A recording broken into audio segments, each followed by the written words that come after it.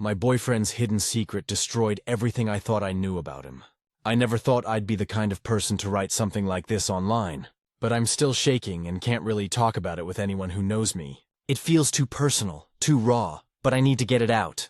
Maybe it'll help me understand how I missed the signs. So I 27F was dating this guy, Ryan 29M, for about a year and a half.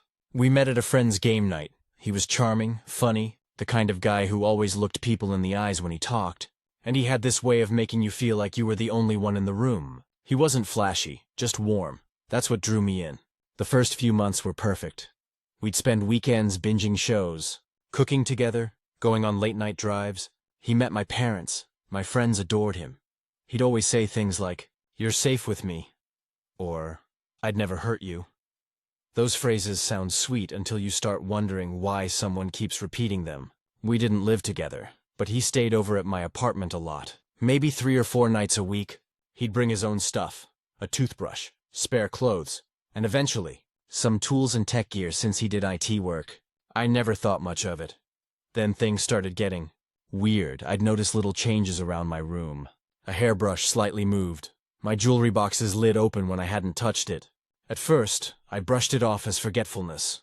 I'm not the most organized person, and Ryan was often around. Maybe he'd borrowed something or cleaned up.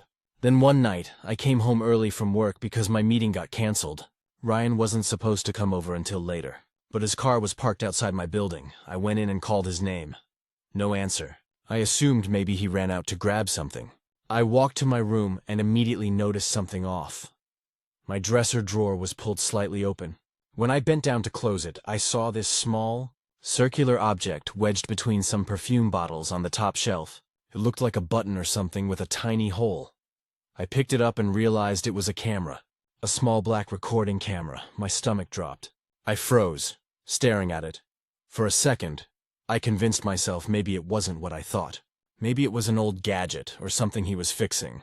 But when I checked the back, it had a small SD card slot and a blinking light. It was on. That was the moment everything inside me flipped.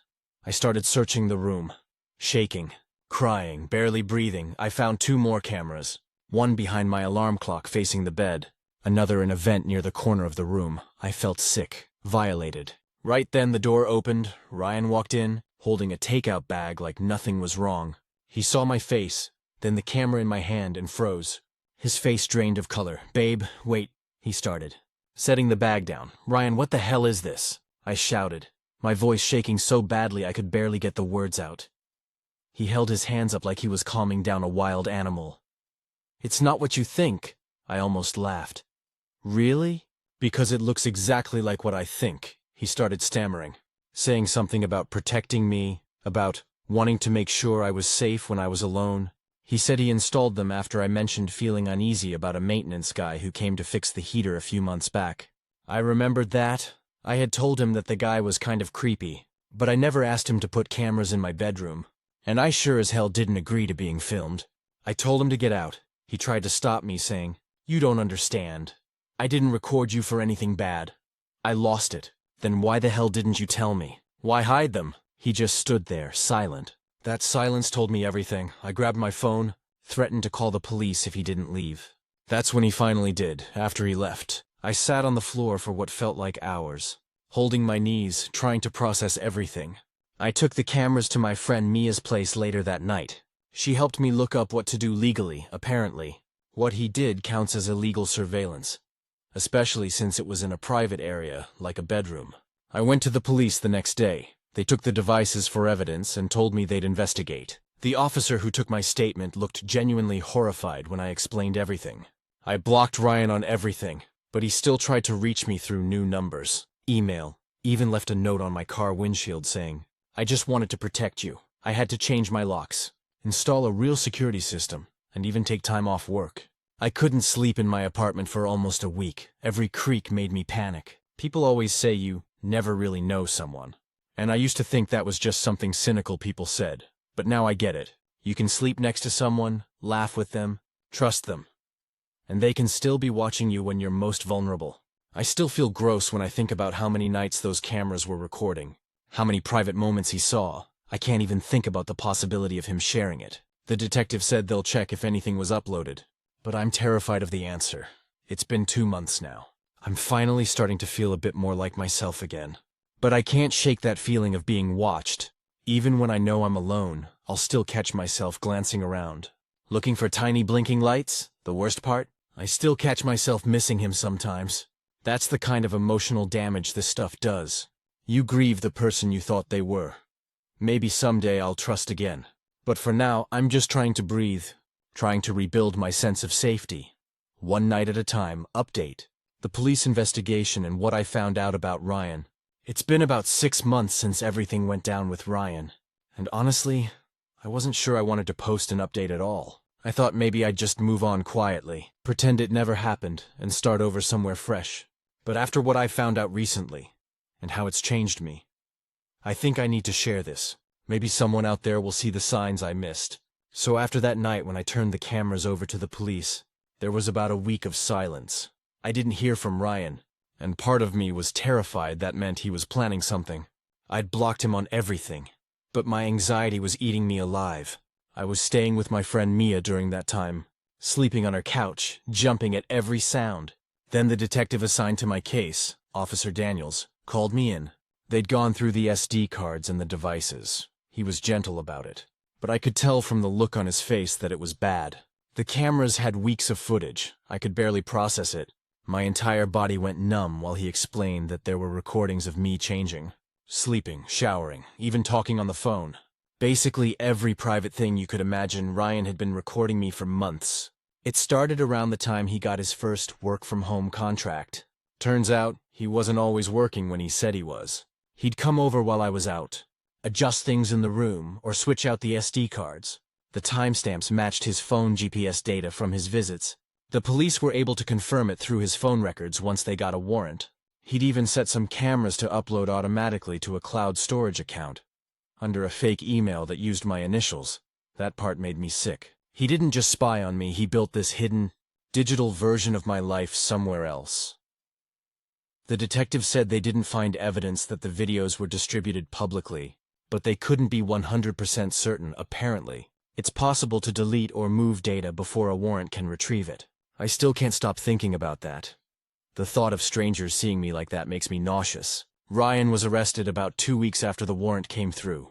He was charged with unlawful surveillance, invasion of privacy, and tampering with evidence. He's out on bail now, waiting for trial. His lawyer is trying to argue that it was for protection and security purposes. The same excuse he gave me, but the police saw right through it. The angles of the cameras, the placement, the hidden nature, all pointed toward voyeurism, not safety. When the police seized his computer, they found folders named things like babe sleep and morning routine. Those were recordings of me. I didn't even know until the prosecutor told me. I cried for hours that night. Mia sat with me the whole time, holding my hand, telling me I didn't do anything wrong. But the shame still hit hard. People talk about trauma like it's one big moment, but it's not. It's this slow, lingering rot that seeps into everything. I couldn't even change clothes in my room for weeks. I'd shower in the dark, I taped over every vent, unplugged every device with a light. My parents know now too. That was one of the hardest conversations I've ever had. My mom cried. My dad wanted to go find Ryan himself. I had to beg him not to. I ended up moving out of that apartment completely. I couldn't breathe in there anymore. Every corner reminded me of what happened. The bed where he watched me sleep, the dresser where I found the first camera, even the window where his reflection once looked so harmless. I got a small place across town, new locks, new furniture, new everything. It's not much, but it feels like mine. A few weeks ago, I got another call from Officer Daniels. They'd managed to pull metadata from some of the videos that had been uploaded online temporarily. Luckily, they were only on a private cloud. No public link. No downloads detected. I was both relieved and disgusted. It confirmed how far he went, but at least it didn't spread beyond his control. Ryan's hearing is scheduled for next month. The prosecutor said I might need to testify. I'm terrified, but I'll do it if I have to. He doesn't get to hide behind his excuses anymore. Since then, I've started therapy. My therapist, Dr. Hayes, has been helping me rebuild my sense of trust and safety. One thing she said really stuck with me. You can't heal in the same place you were hurt, but you can learn to build a new one inside yourself. It's cheesy, but it's what I cling to on the rough days. I've also started talking to a small online support group for victims of digital stalking and hidden surveillance. Hearing their stories makes me realize I'm not alone. Some of them went through even worse. Videos leaked, stalkers returning, but they're still standing. That gives me hope. The biggest thing I've learned from this is how easy it is to mistake control for care. Ryan's protectiveness always felt intense. He'd ask where I was, who I was with, if my door was locked. He'd install safety apps on my phone. Check my location just to be sure. I thought it was love. It wasn't love. It was ownership. I still don't fully understand what made him do it. I doubt I ever will, but I've stopped blaming myself for not seeing it sooner. That's something I've had to remind myself again and again. That his choices were his own, not mine. If there's anyone out there who ever feels like something is off in your relationship, please trust that gut feeling.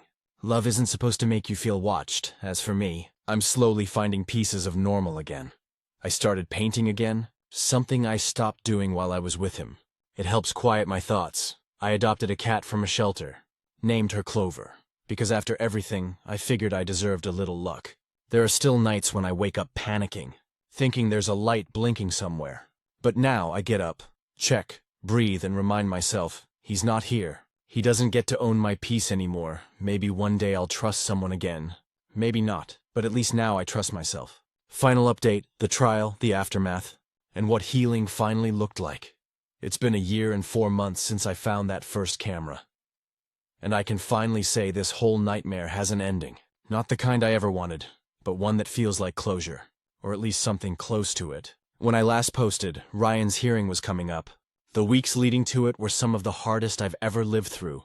I had panic attacks every time I saw a car that looked like his, or heard a knock on the door. Even with him out on bail, I felt hunted. The prosecutor assured me he had strict orders not to contact me. But fear doesn't listen to logic. It just sits there in your chest and hums like static. The trial started in late spring. It lasted 3 days, but it felt like a lifetime. I had to testify on the second day, and I don't think I've ever felt that exposed in my life standing there, talking about the most private parts of my existence. The things he recorded, the way it made me feel. It was humiliating, infuriating, and oddly liberating all at once. Ryan didn't look at me while I spoke. He kept his eyes on the table, jaw tight, wearing this cheap suit that made him look like a stranger. At one point, when his lawyer tried to argue that he had no malicious intent, I almost laughed. No intent? There were timestamps, folders labeled, cameras hidden behind vents and clocks. You don't accidentally record someone for months. The defense's argument fell apart pretty quickly. The jury saw through the safety narrative the same way I did. The prosecution presented evidence from his laptop, including messages he sent to a friend about needing to keep an eye on her because she doesn't know what's good for her. That line haunted me. After deliberating for less than 4 hours, the jury found him guilty on all charges: unlawful surveillance, invasion of privacy, and evidence tampering. When the verdict was read, I cried. Not the loud, dramatic kind, just quiet tears that wouldn't stop. For the first time in over a year, I felt seen. Ryan was sentenced to 3 years in prison, plus 5 years of probation. He also has to register as a sex offender, and there's a restraining order that'll last 10 years after he gets out. Hearing the judge say the words permanent record felt like some small justice. After the sentencing, Officer Daniels and the prosecutor walked me out of the courtroom. They both said something that stuck with me. It's okay if this doesn't feel like victory right now. Justice and healing don't always happen at the same speed. They were right, because in truth, the day after the trial, I didn't feel triumphant. I felt empty. Like I'd spent so long being scared and angry that when it was finally over, there was nothing left. That summer I went back to my parents' place for a while.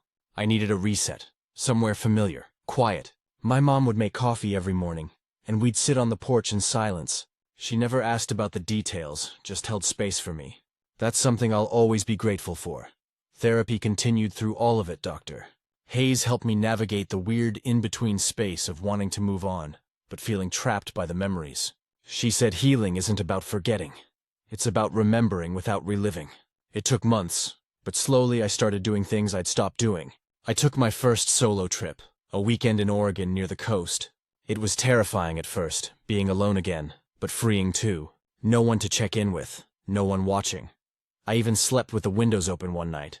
Something I hadn't done since before Ryan. It sounds small, but it felt huge. I also joined a volunteer group that helps women install security cameras in their own homes. With consent. Obviously, it's a mix of education, empowerment, and community. Standing in other women's living rooms, helping them take control of their safety. Feels like reclaiming something. Then there's Clover, my cat. She's been my little anchor through all of this. Whenever I wake up from a nightmare, she's there, pawing at my hand like she's saying, "You're here. It's over." It's funny how an animal can make you feel safer than a person ever did. A few months ago, I got an email from the prosecutor's office saying Ryan had written an apology letter as part of a court-mandated rehabilitation program. I didn't want to read it at first, but I eventually did. With my therapist's support, it was short, 2 paragraphs, full of excuses about mental health and boundaries. He said he never meant to hurt me. The last line said, "I hope one day you can understand I did it out of love." That sentence made me realize I'd been right all along. He doesn't get it. He probably never will, but that letter wasn't for him. It was for me, proof that I survived, that his story ended in a cell, and mine kept going. It's strange. Some nights, I still check around my room before bed. Old habits die hard. But the difference now is that I don't do it because I'm afraid. I do it because I choose to. It's my space, my peace, my safety. And I get to protect it. I've thought a lot about love since then. How it can look so beautiful on the outside and still rot underneath when it's built on control. I've gone on a few dates since the trial. Nothing serious. I'm cautious, maybe even guarded, but I'm not bitter anymore. I know what real love should feel like now. It should feel light. It should never feel like surveillance. The other day, I ran into Officer Daniels at a cafe downtown. He didn't recognize me right away, but when he did, he smiled and said, "You look a lot better than last time I saw you," and he was right. I'm not that same scared woman sitting on her living room floor holding a hidden camera, wondering how she missed the signs.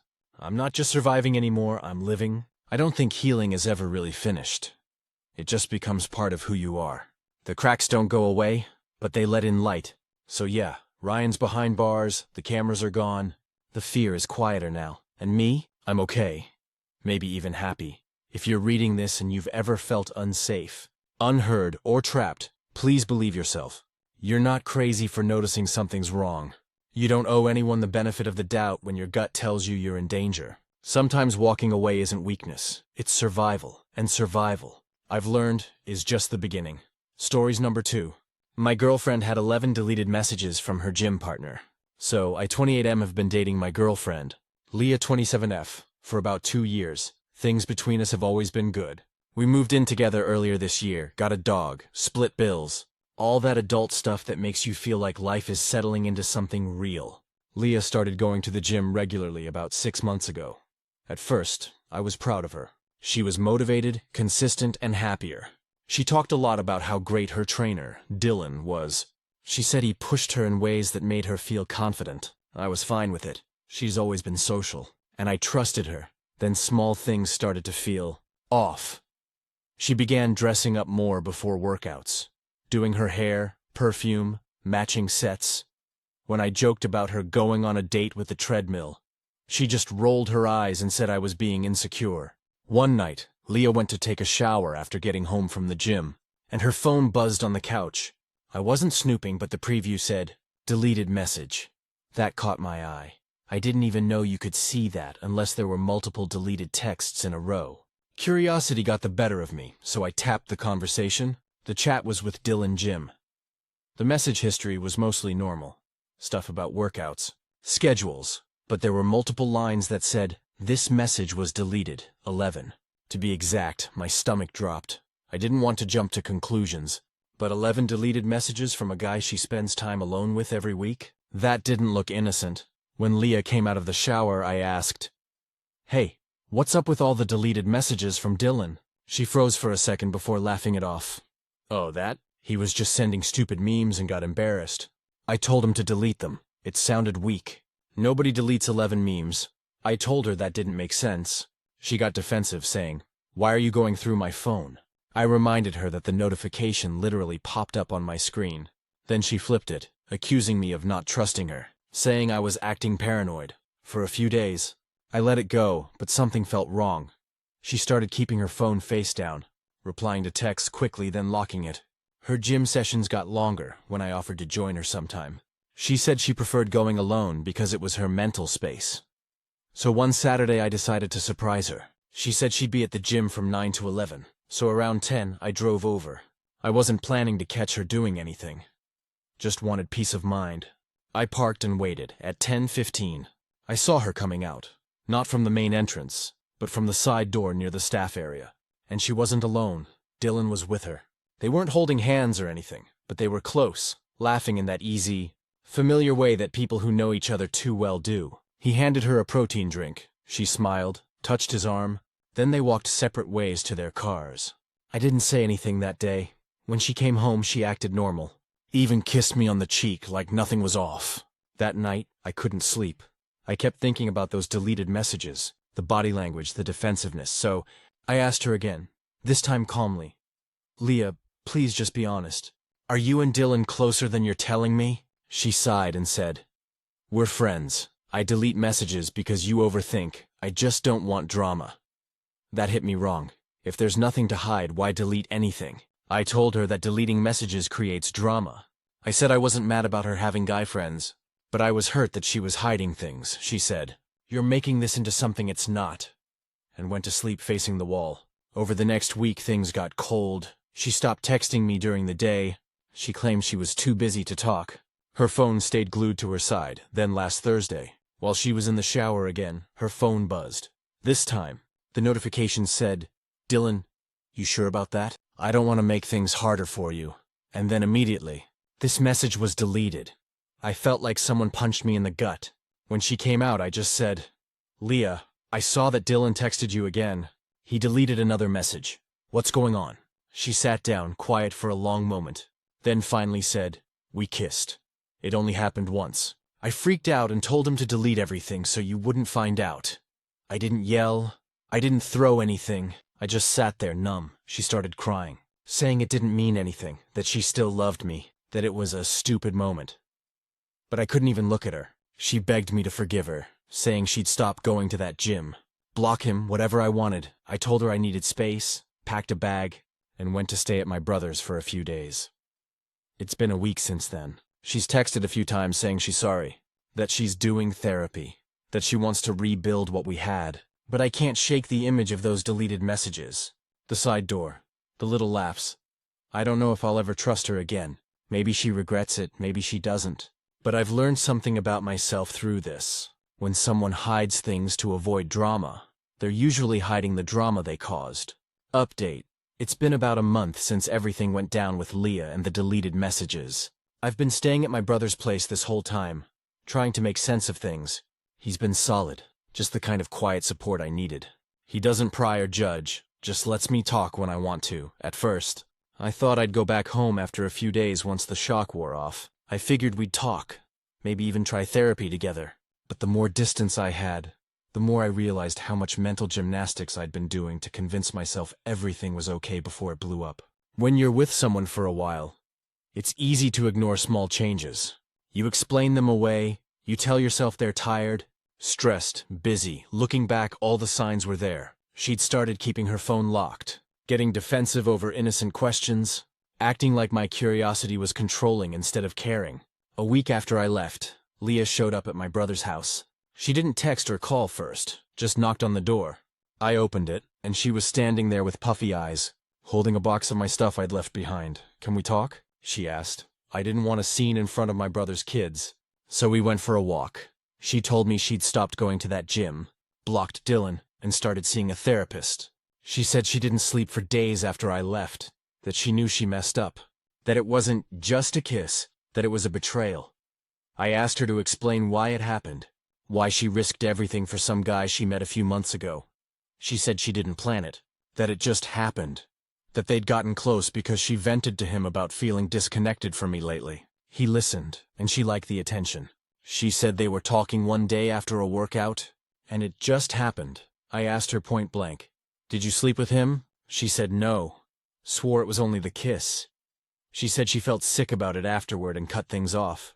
Part of me wanted to believe her, I really did.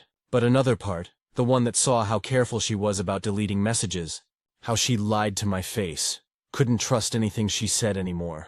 I told her I wasn't ready to come back. She started crying, saying she'd wait, that she'd do whatever it took. I told her I needed to see actions, not apologies. Over the next few weeks, she kept reaching out. Little things, texts asking how I was doing, photos of our dog, messages saying she missed me. At first, I didn't respond. Then eventually I started replying. Short and polite. Last weekend she asked if we could meet for coffee to talk again. I agreed. We sat outside this quiet cafe we used to go to, and for a minute, it felt weirdly normal. But then she started talking about wanting to start fresh. She said she'd been in therapy every week, that she's learned she was looking for validation instead of communication. She said she wanted to rebuild trust. Slowly, however I needed. I told her I appreciated that. But I wasn't sure it was possible, I said. Every time I picture you, I think about those deleted messages. That's not something you can erase. She started crying again. Softly this time. Not dramatic, just sad. She said she understood, that if I couldn't forgive her, she'd accept it. But she wanted me to know she never stopped loving me. After we talked, I drove home. Well, to my brother's home. And just sat in the car for a while. It hit me that the relationship I'd been holding on to didn't really exist anymore. The version of Leah I loved wasn't the same person I'd been living with at the end. Since then, I've started to move forward. I found a small apartment closer to work. My brother helped me move my stuff out while Leah wasn't there. She texted afterward, saying she hoped I'd be happy and that she'd always care about me. I didn't reply. It's strange, though. You'd think anger would make it easier to let go. But what I mostly feel is emptiness. Like someone hit delete on everything we built together. And I'm just scrolling through the blank space trying to make sense of it. I'm focusing on myself now. I joined a new gym, started running again. Spending more time with family. I'm not ready to date, not even close, but I'm starting to breathe again. If there's one thing this whole mess taught me, it's that trust doesn't break all at once. It fades in small moments you ignore until it's gone completely. And when someone starts deleting pieces of their story, eventually, they delete you from it too. Final update, it's been about 6 months since everything with Leah ended. And honestly, I finally feel like I can look back without that knot in my stomach. Life didn't fall apart like I thought it would, it just shifted, slowly, quietly, after I moved into my new apartment. The first few weeks felt strange. The silence hit me hardest at night. No sound of her brushing her teeth. No Netflix noise bleeding from the living room. No dog paws on the floor when she came home before me. I'd wake up sometimes expecting to hear her alarm, then remember, she wasn't there anymore. But eventually, that silence stopped feeling empty. It started to feel peaceful. Leah and I haven't spoken in months. The last text she sent me was short. I hope you're doing okay. I'm really sorry for everything. I didn't respond. Not because I wanted to punish her, but because I didn't have anything left to say. There wasn't any anger left, just acceptance. About a month ago, I found out through a mutual friend that she's dating someone new. Not Dylan, thankfully. Or maybe not thankfully, just whatever. Apparently she left that gym and moved across town. Part of me was curious, but I didn't dig. It's not my story anymore. What surprised me most about all this is how much it forced me to look at myself. Not in a what did I do wrong way, but in a what do I actually want kind of way. I realized that for a long time, I ignored my instincts because I didn't want to seem controlling. I wanted to be the easygoing boyfriend, the guy who trusted his partner completely.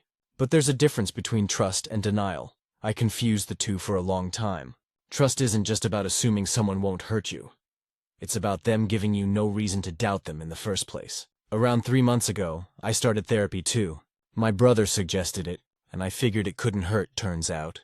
I had a lot of buried resentment and guilt I didn't realize I was carrying. Talking it out helped more than I expected. I learned that I tend to internalize everything. If something feels off, I'd rather rationalize it than confront it. I think that's why the whole deleted messages thing hit me so hard. It wasn't just about what Leah did. It was about how I ignored my own discomfort for months to avoid conflict. Work's been good, though. I got promoted in July, which felt like a clean slate. I've also been spending more time with my brother's family.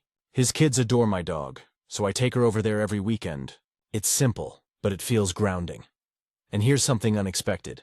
I started talking to someone new. Her name's Brooke. We met at a mutual friend's birthday dinner a few weeks ago. She's kind, funny, and asks questions that make me think, We've only gone on a couple of dates, and I'm taking it slow. Really slow. But it feels different. There's no pressure, no guessing games, just two people being honest about who they are. Sometimes I catch myself tensing up when she picks up her phone or mentions a male coworker, and I hate that. But instead of stuffing it down, I just tell her, "Hey, I get a little uneasy sometimes because of my last relationship." And she doesn't roll her eyes or get defensive. She just nods and says, "That makes sense. Thanks for telling me." That simple response, honesty met with understanding, feels like progress. I still think about Leah occasionally, not in a longing way. But in that, she was a big part of my life way. She made a mistake, a bad one. But I don't think she's a monster. People screw up, hide things, panic. Doesn't mean what she did was okay. But it's human. If I could go back, I wouldn't change how it ended. I needed to lose that relationship to understand how much I was settling for half-truths and surface comfort. Now, I'm learning what it means to be at peace with myself before I try to build something with someone else. Sometimes I still wonder about those deleted messages. What exactly they said, what she was trying to erase, but I've realized it doesn't matter anymore.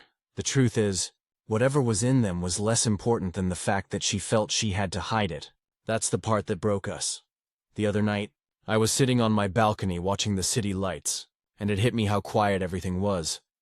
But it didn't feel lonely. It just felt done, like closing the last page of a chapter you didn't think you'd finish. But you did, and that's enough for me. Stories number 3. My boyfriend asked to see my salary, to see if I'm doing better than him. And now things are awkward as hell. So, this happened a few weeks ago, and I'm still kind of stewing about it. I 29F work as a project coordinator for a construction management company in Dallas. It's a good job. I make decent money, and I've been with the company for almost 5 years. My boyfriend, Adam 31M, works in IT support for a logistics firm. We've been together for about 2 years, and for the most part, things have been pretty solid. We met through mutual friends. And one of the things I liked about Adam early on was that he didn't seem to have that macho insecurity some guys get when their girlfriends are doing well. At least I thought he didn't. Anyway, a few weeks ago, we were having dinner at my place. Just a normal Friday night. We had takeout, a bottle of wine, Netflix playing in the background. Out of nowhere, Adam asked, "Hey, how much do you make now? You got that promotion last year, right?" I kind of froze for a second. It wasn't that I wanted to keep it a secret, but the way he asked was weirdly casual, like it was no big deal. I told him I wasn't super comfortable talking about money like that, especially since we don't live together or share finances. He gave me this smirk and said, "Come on, it's not a big deal. I just want to see if you're doing better than me." That line hit me like a brick. To see if I'm doing better than him, I laughed awkwardly and said, "That's kind of a weird reason to ask." He shrugged and said, "I mean, we've been together for 2 years. If we're thinking long-term, it's good to know what we're both working with." Now, if he had said that from the start, I might have been more open, but he didn't. He literally framed it like a competition. So I told him, I'd rather not compare paychecks. I'm doing fine, and I'm happy with where I'm at. He got kind of quiet and just nodded. I thought that was the end of it, until the next morning, when I noticed his phone sitting on the coffee table with my laptop open next to it. He'd apparently Googled average project coordinator salary in Dallas.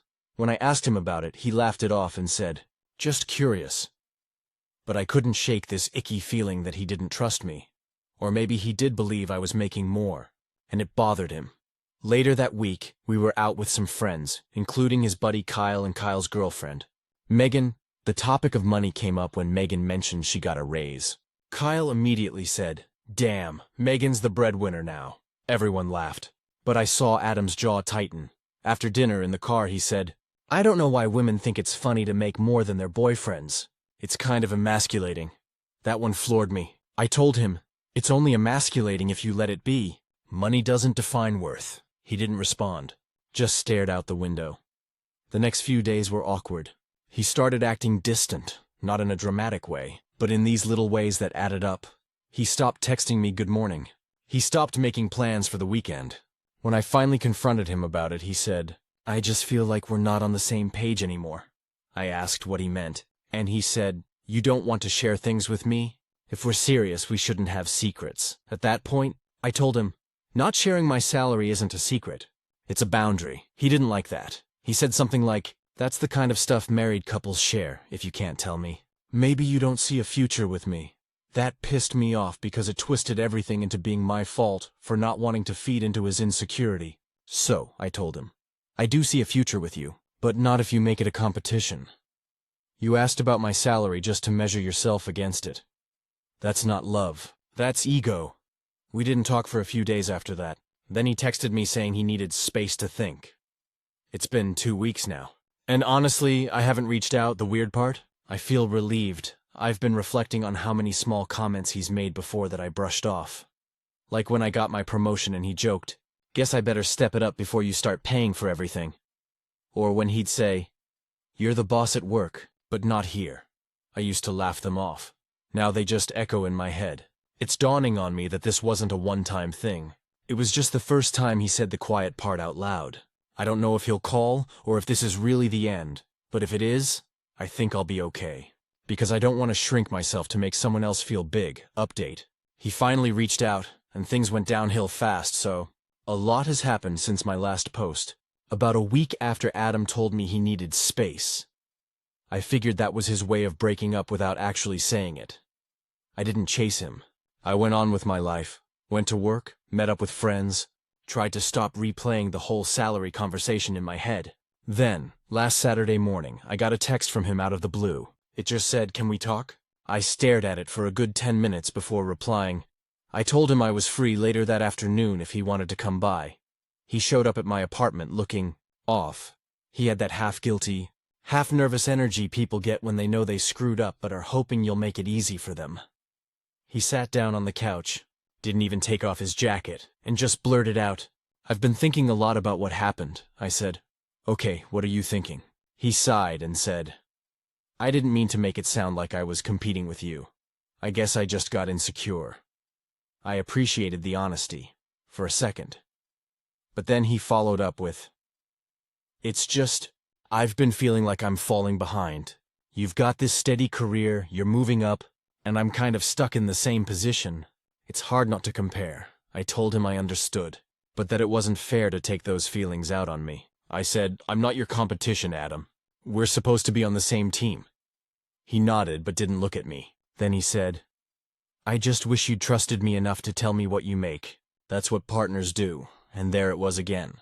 That same weird fixation. So I said, "You keep calling it trust, but it's not about that. You wanted to compare. That's different." He got defensive right away. "No, I didn't. I was just curious. Why are you making such a big deal out of this?" I told him, "Because it is a big deal. You turned something private into a test, and when I didn't play along, you punished me by pulling away." He ran his hands through his hair and muttered, "You're twisting everything I say." At that point, I realized we weren't getting anywhere. I told him I didn't want to keep arguing and that maybe we needed more than space. Maybe we needed to actually end things. That's when he completely changed tone. Suddenly he was all soft-spoken, saying, "Wait, no, I don't want to lose you. I can fix this." Then he tried to pivot the conversation, said we should start fresh and maybe look for a place together in a few months. To get serious, I almost laughed like, how do you go from "I need space" to "let's move in together in 2 weeks"? When I asked why the sudden change, he said, "I realized I don't want to hold you back. If we're going to build a future, I need to step up." The words sounded nice, but something about the timing felt performative. Like he was saying what he thought I wanted to hear. So I asked him, "Are you saying this because you actually want to build a future? Or because you don't want to feel like the one who got left behind?" He got quiet again, didn't answer. That silence told me everything. We sat there in awkward quiet for a few minutes. Then he stood up and said, "I guess I'll go." He looked around my apartment, like he was trying to memorize it, then said, "I really did love you." "Maya," I said, "I know, I loved you too. But love isn't always enough," he nodded. Left. And that was that. At least, that's what I thought. 2 days later, I got a text from Kyle. His friend Kyle and I aren't super close, but we follow each other on Instagram. He said, "Hey, not trying to get in the middle, but Adam's been venting to me a lot. You might want to check what he's posting."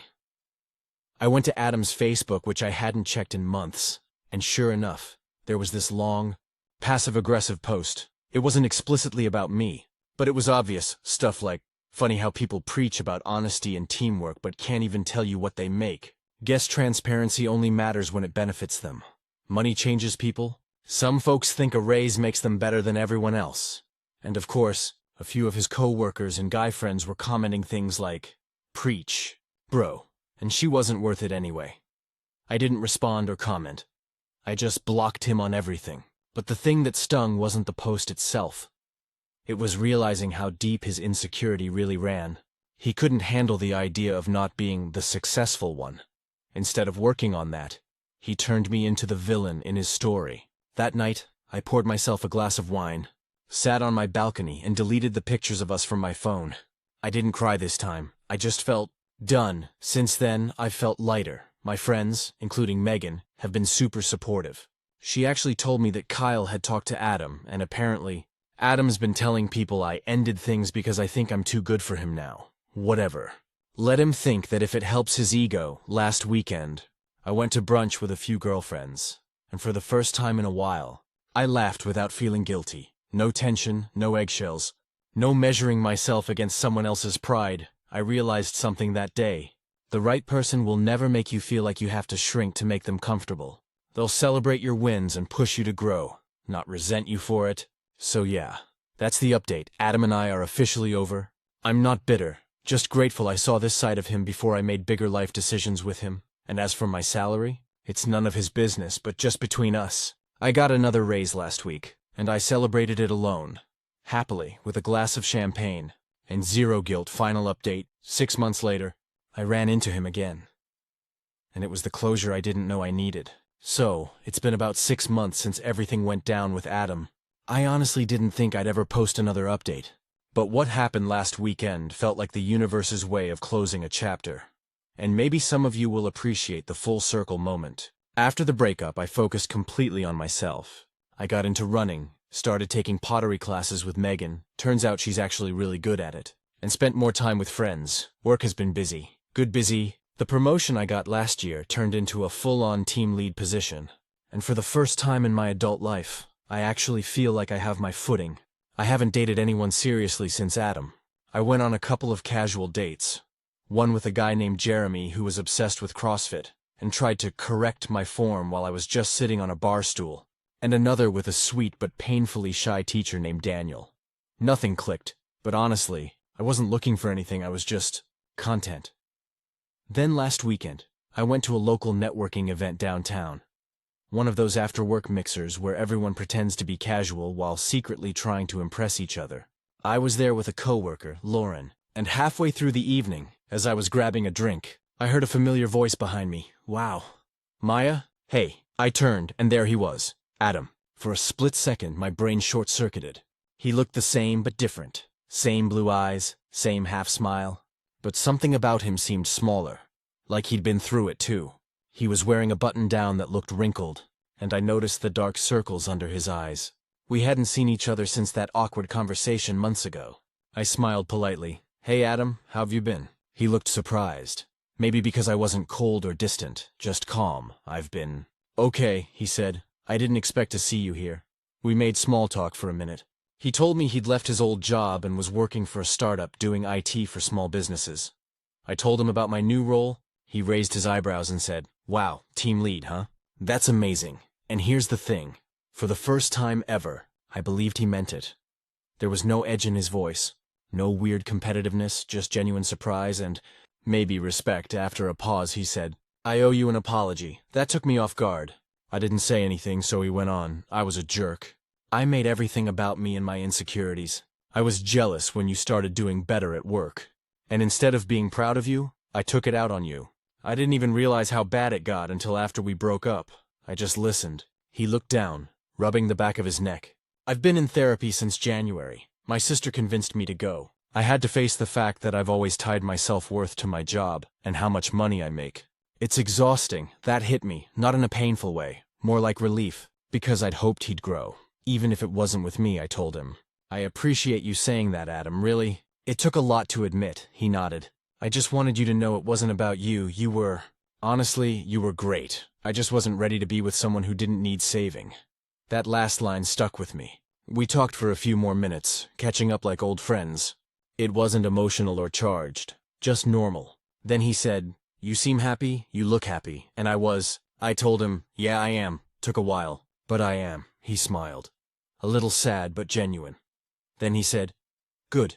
You deserve that." We hugged, just a quick friendly hug, and then he walked away. I watched him leave, and for the first time, I didn't feel anger or regret, just peace. Later that night I went home, curled up on my couch with my cat, yes. I adopted a cat, her name's Penny, and poured myself a glass of wine. The same thing I did the night I got my raise months ago. Only this time I didn't drink to forget anything. I drank to celebrate how far I'd come. I thought about how I used to second-guess myself every time Adam made a comment about money, or how I'd laugh off the little digs because I didn't want to seem too proud. And now, I'm proud as hell, not because of the job or the raise, but because I learned to protect my peace and my boundaries. The weird thing is, I don't think Adam was a bad person. Just an insecure one who didn't know how to love someone without turning it into a scoreboard. And maybe I didn't know how to recognize that at first either. People talk a lot about closure like it's something the other person gives you. But honestly, it's something you give yourself. Seeing him again just confirmed that I already had it. I've been thinking about taking a solo trip soon. Maybe Colorado or Oregon, somewhere quiet, where I can hike and just breathe. A year ago, the idea of doing that alone would have scared me. Now it feels like freedom, and as for love, I'm not in a rush. I'm open to it, but I'm not chasing it. I'm building a life that feels full with or without someone else. So yeah, that's my final update. No drama, no revenge, no big cinematic ending. Just growth, and honestly, that's the best kind of ending there is. Stories number 4. My girlfriend asked me to delete my late girlfriend, and it broke something inside me. I never imagined I'd be writing something like this. But lately, I can't stop thinking about what happened, and how a single conversation changed the way I see someone I thought I'd spend my life with. I'm 31 years old, and my girlfriend Emily is 29. We've been together for almost 3 years now. For most of that time, things were genuinely great. We met through mutual friends, clicked right away, and built a life that felt stable and real. She's funny, kind, grounded. The kind of person who folds her laundry right after it comes out of the dryer and color codes her calendar. She brought order to my chaos, and I loved her for it. But before Emily, there was someone else. My first girlfriend, Lauren. Lauren passed away 6 years ago. We were both 25 at the time. It wasn't something sudden like a car accident. She had leukemia. We fought through it together for almost 2 years. I was there for her every hospital visit, every chemo session, every night when she couldn't sleep because the pain was too much. When she died, I didn't know how to live after her. I was completely hollow for months. I couldn't delete her number, her photos, her messages. I kept everything. Not because I was stuck in the past, but because letting go felt like erasing her existence. Eventually, I learned how to live again, to smile, to make new memories, but I never deleted her from my life. When I met Emily, I was honest from the beginning. I told her about Lauren. She was understanding, or at least she said she was. She even told me once that it made her love me more, because it showed I was capable of deep love and loyalty. I believed her. Things stayed that way for a long time. Lauren wasn't a topic we talked about much, but she was always there. In the background, a framed photo on my bookshelf, a bracelet she gave me that I sometimes wore, her favorite record that I still played once in a while. They weren't shrines, just memories of a life that shaped me. But then, a few weeks ago, everything shifted. Emily and I were cleaning out the living room because we were planning to move in together officially. While we were packing boxes, she found a small wooden photo frame tucked behind a stack of books. It was a picture of Lauren and me, taken at a friend's wedding years ago. I didn't even realize I still had it out. It had just been part of my home for so long that I stopped noticing it. She picked it up and stared at it for a few seconds. Quiet. Then she said, "Do you really need to keep this?" At first, I didn't even understand what she meant. I told her it wasn't about keeping it. It was about what it represented. She looked at me and said, "You're building a life with me now. It feels like you're still holding on to her." That sentence hit me like a punch. I tried to explain that grief doesn't have an expiration date, that loving her doesn't mean I don't love Emily. They're not the same kind of love. Lauren is a memory. Emily is my present. But Emily just crossed her arms and said, "It's weird, though. You're keeping photos of another woman, your ex, around our home." That word, ex, burned. Lauren isn't an ex. She's someone who died. I didn't leave her. She didn't leave me. Death isn't a breakup. I told Emily that. But she rolled her eyes like I was being dramatic. "You can honor her without having her everywhere," she said. "You could keep one picture in storage, Or maybe just remember her without needing constant reminders. We argued for hours that night. She said she felt like she was competing with a ghost. I told her that wasn't fair, that Lauren's memory was part of who I am. Not someone she had to compete with, she said. Then maybe I'll never really have all of you. That one cut deep. I slept on the couch that night. The next morning, she apologized. Kind of. She said she didn't mean to upset me, but she still stood by her point. You can't start a new chapter if you're still rereading the old one, she said. I didn't respond. Over the next few days, I noticed she'd quietly moved the photo off the shelf. When I asked about it, she said she just didn't think it needed to be out. I found it later, tucked inside a drawer under some magazines. That broke me a little. It wasn't just a picture. It was Lauren's face, her smile, the only photo I had of us together that wasn't digital. I started to wonder if Emily saw Lauren as some kind of rival. I tried to understand it from her side. Maybe it is strange dating someone who's lost a partner. Maybe it's intimidating to know there's a version of love you'll never measure up to. Not because you're lacking, but because death froze it in perfection. I get that, but deleting her? Pretending she didn't exist? That feels cruel. A few nights later, Emily brought it up again, this time softer, almost tearful. I just want to feel like you've fully moved on, she said. It's hard knowing there's still someone else you'd die to bring back. And she's right. If I could bring Lauren back, I would, but that doesn't mean I'd give up what I have now. Those feelings don't cancel each other out. That conversation ended with her saying, maybe I'm just not built to share space with someone who's gone. That line stayed in my head all night. The next morning I made coffee and stared at the photo again. I thought about what it meant to me. The laughter, the pain, the part of me that learned what real love and real loss feel like. Then I looked at the woman I was about to move in with, and realized she wanted a version of me that didn't exist anymore. The man who never lost Lauren isn't the same man who fell in love with Emily. Later that evening, I sat Emily down and told her that if she needed me to erase Lauren to feel secure, we probably weren't meant to be together. I told her I loved her, deeply, honestly, but I wouldn't amputate part of my past just to make the present more comfortable. She cried, I cried. It wasn't a screaming breakup or some dramatic exit, just quiet understanding that maybe love isn't always enough when grief lives in the room with you. She packed her things a few days later. I helped her carry the boxes to her car. Before she left, she said, I hope you find peace, I said. I already have. It just looks different than you thought. That night, I put the photo back on the shelf, not in defiance, but as a reminder that love, real love, doesn't vanish when life gets messy. It just takes on new shapes. Sometimes I think about Emily and wonder if she'll ever understand that keeping Lauren's memory isn't about holding on. It's about not letting the person I became because of her disappear. Grief doesn't compete with love. It teaches you how to do it better. And if the price of loving someone new is pretending the person who shaped me never existed, then that's a price I can't pay. So yeah, I kept her, not because I'm stuck, but because I finally understand, letting go doesn't always mean erasing someone. Sometimes it just means carrying them forward, quietly, into the life they helped you build. Update: what happened after Emily left, and how I finally made peace with my past.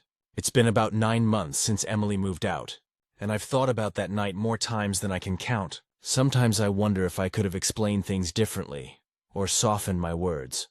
Other times, I remind myself that what I said came from a place of honesty. And honesty isn't cruelty, even if it hurts. The first few weeks after she left were rough. The apartment felt hollow in a new way. When Lauren died, the silence was sharp, like being hit by something heavy. But when Emily left, it was softer. A dull ache that settled in slowly. She took her plants, her favorite coffee mug, and the little framed photo of us that used to sit on my desk. She didn't take the memories, though. Those stayed behind. Tangled with everything else, at first I thought I'd made a mistake. I'd catch myself reaching for my phone, about to text her something small, like a funny meme or a song she would have loved. But then I'd remember that we weren't we anymore. That the version of me she wanted was someone who didn't exist. Still, I missed her, God, I missed her. About a month after the breakup, I went back to therapy. I hadn't been in years, not since the months after Lauren's passing. But it felt like I was carrying both ghosts at once. My therapist, Dr. Collier, listened quietly as I explained everything. She said something that stuck with me. Sometimes people who haven't lost someone don't understand that grief doesn't end. It just changes shape. They see it as competition, when it's actually coexistence. That line hit me harder than I expected.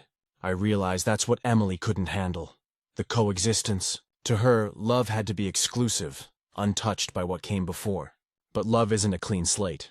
It's a mosaic. Every piece matters, even the broken ones. For a while, I tried dating again. It felt wrong at first. Forced. I went on a few casual dates, dinners, coffee, polite small talk. The women were kind, smart, easy to be around. But every time the conversation got personal, I'd tense up. Not because I was still in love with Lauren or Emily, but because I was tired of pretending my past didn't exist. One woman, Kara, noticed it. She asked me outright, "You ever lose someone?" I nodded. She didn't flinch. Didn't change the subject. She just said, "Yeah. You can see it in how you talk about people." That might sound strange, but it was one of the kindest things anyone said to me. It reminded me that grief isn't something to hide. It's something that reshapes how you see the world. I didn't end up pursuing anything serious with Kara, but that conversation helped me heal in a way I didn't expect. Around 3 months ago, I heard from Emily again. She texted me out of nowhere, just a simple, "Hey, I saw that photo you posted from your trip. You look happy." I'd taken a solo road trip through Colorado. It was the first time I'd traveled alone since Lauren died. And it felt incredible, freeing, peaceful, like I'd finally stopped trying to measure my life in before and afters.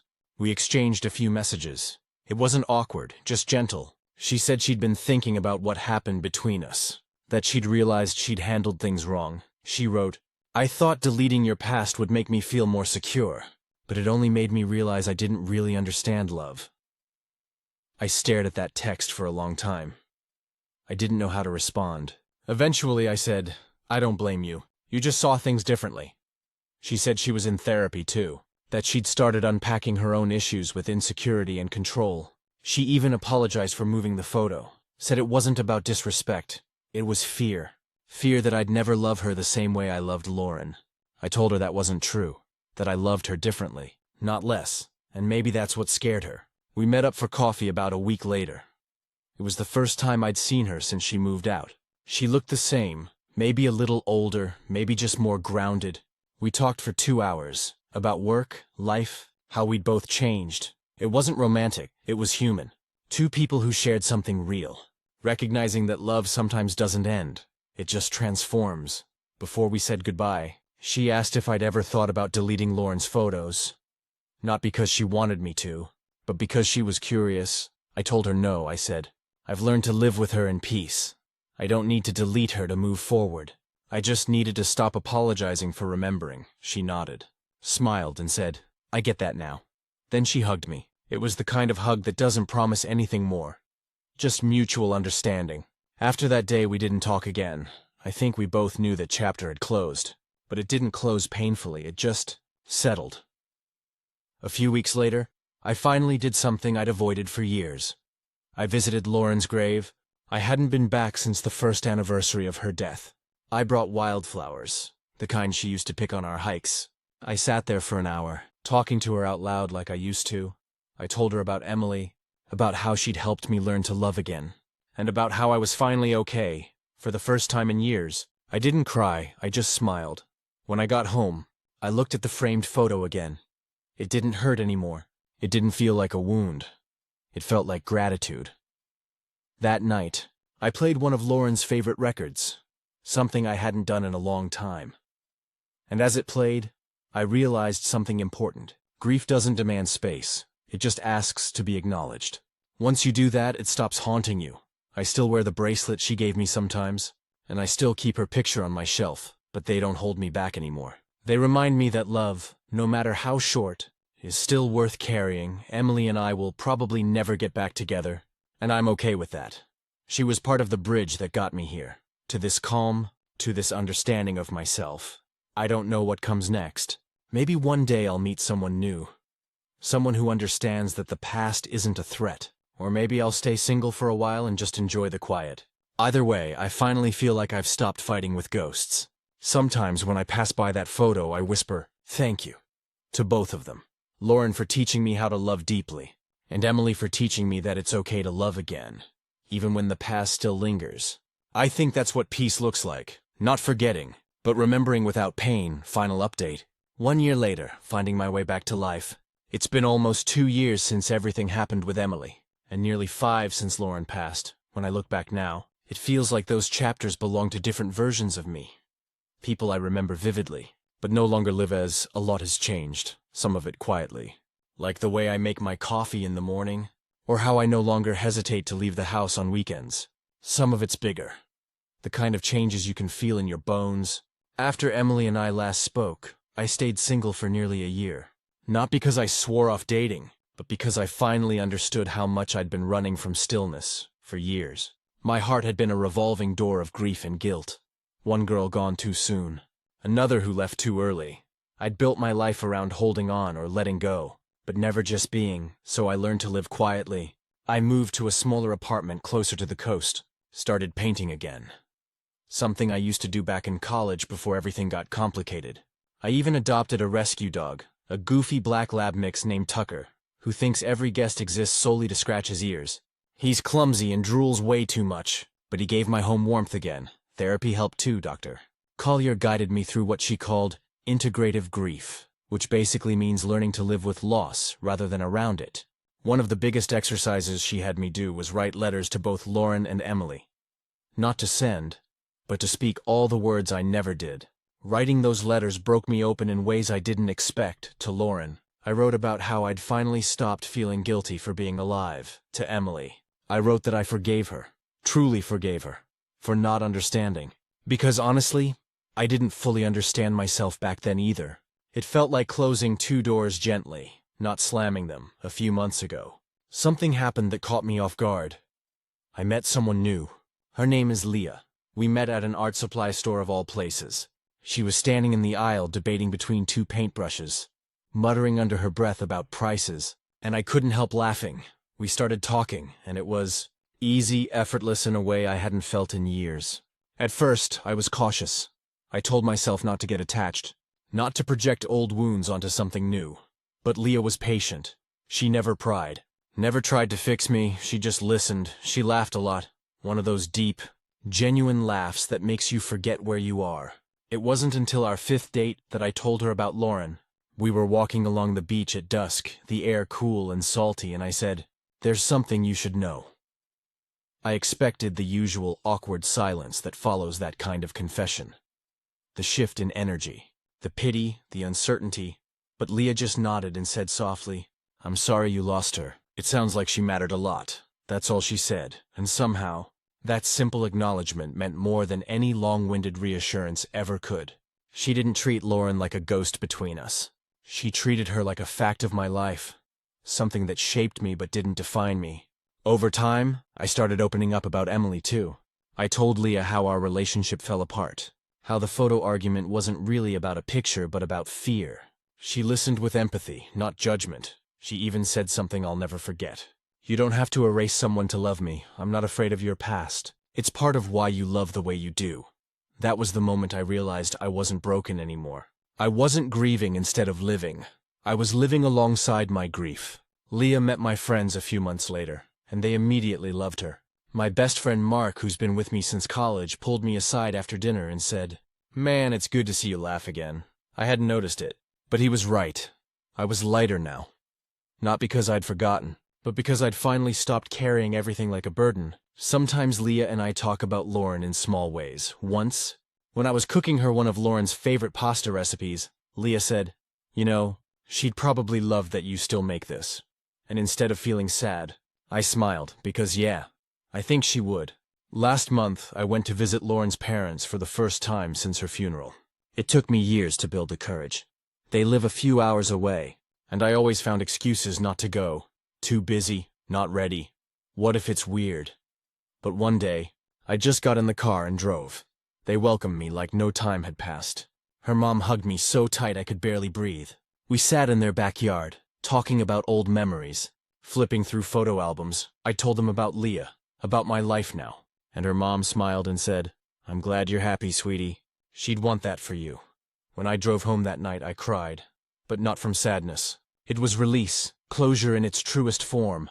Now, when I look at the photo of Lauren, it doesn't stir grief, it stirs gratitude. And right next to it, on the same shelf, sits a new framed photo. One of me and Leah at the coast, laughing like idiots because Tucker had just splashed muddy water all over us. 2 photos side by side, old love and new life. Coexistence, finally in harmony. Sometimes people ask if it's hard being with someone new after everything I've been through. I tell them it's not hard. It's healing. Because love, real love, doesn't replace what came before. It adds to it. I still visit Lauren's grave twice a year. I still think of Emily sometimes, not with bitterness, but with quiet appreciation. Every person I've loved has shaped me into someone better. Someone more patient, more open, more aware of how fragile and beautiful connection really is. If there's one thing I've learned through all of this, it's that moving on doesn't mean forgetting. It means making peace with the fact that the people you loved are still part of your story. Even if they no longer share the same chapters, I think about that younger version of me. The one who found the photo box under the bed, who clung to guilt and tried to make everyone comfortable but himself. And I want to tell him, you don't have to choose between honoring the past and embracing the future. You can do both, because that's what love really is. A continuum. Leah and I aren't rushing anything. But we're building something real. And for the first time in years, I'm not haunted by the past. I'm guided by it. I'm finally free.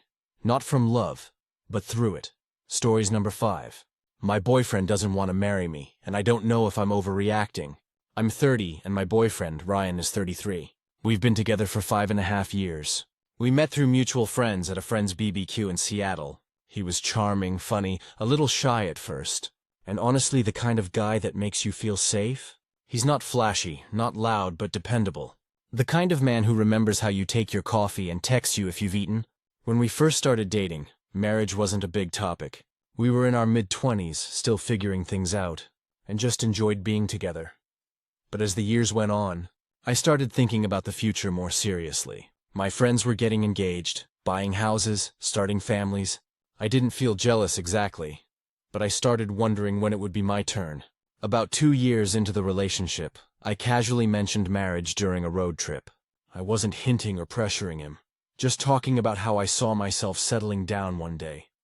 He laughed and said something like, "Let's survive this drive first before we start planning a wedding." I let it slide because we were still early in our relationship, but it stuck with me. Fast forward a few years later, and we were still living together, still doing all the couple things. Holidays with each other's families, joint savings account. Even talking about getting a dog, which we eventually did. A golden retriever named Milo. But any time I brought up marriage, even gently, Ryan would change the subject or make a joke. One night, after dinner, I finally asked him directly, "Do you even want to get married someday?" He hesitated, then said, "I don't know. I don't think marriage changes anything. We're already committed." That stung. I told him it wasn't about a piece of paper for me. It was about feeling chosen. Building a life officially together, he said, "You already are chosen.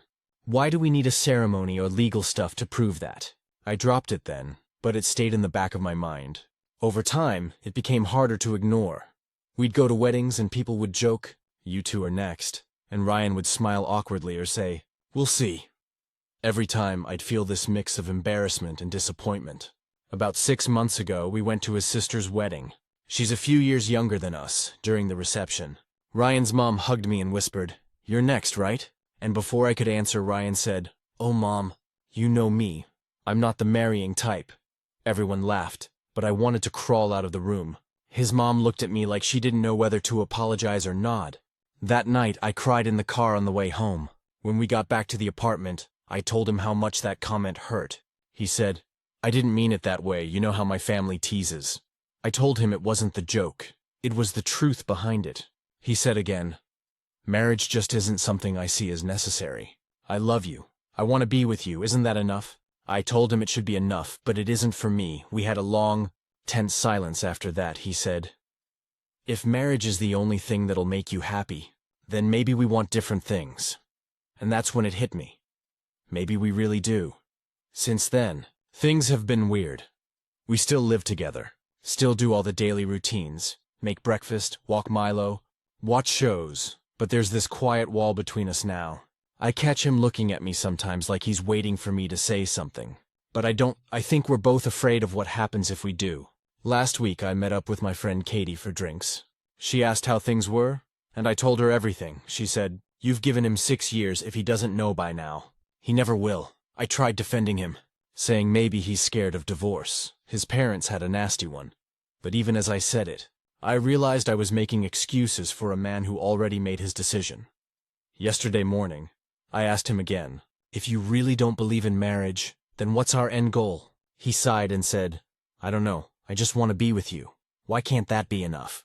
I told him that it was enough when we were 26, but not anymore. I want a family, a home that's ours, a partner who wants to make that commitment. He looked genuinely upset.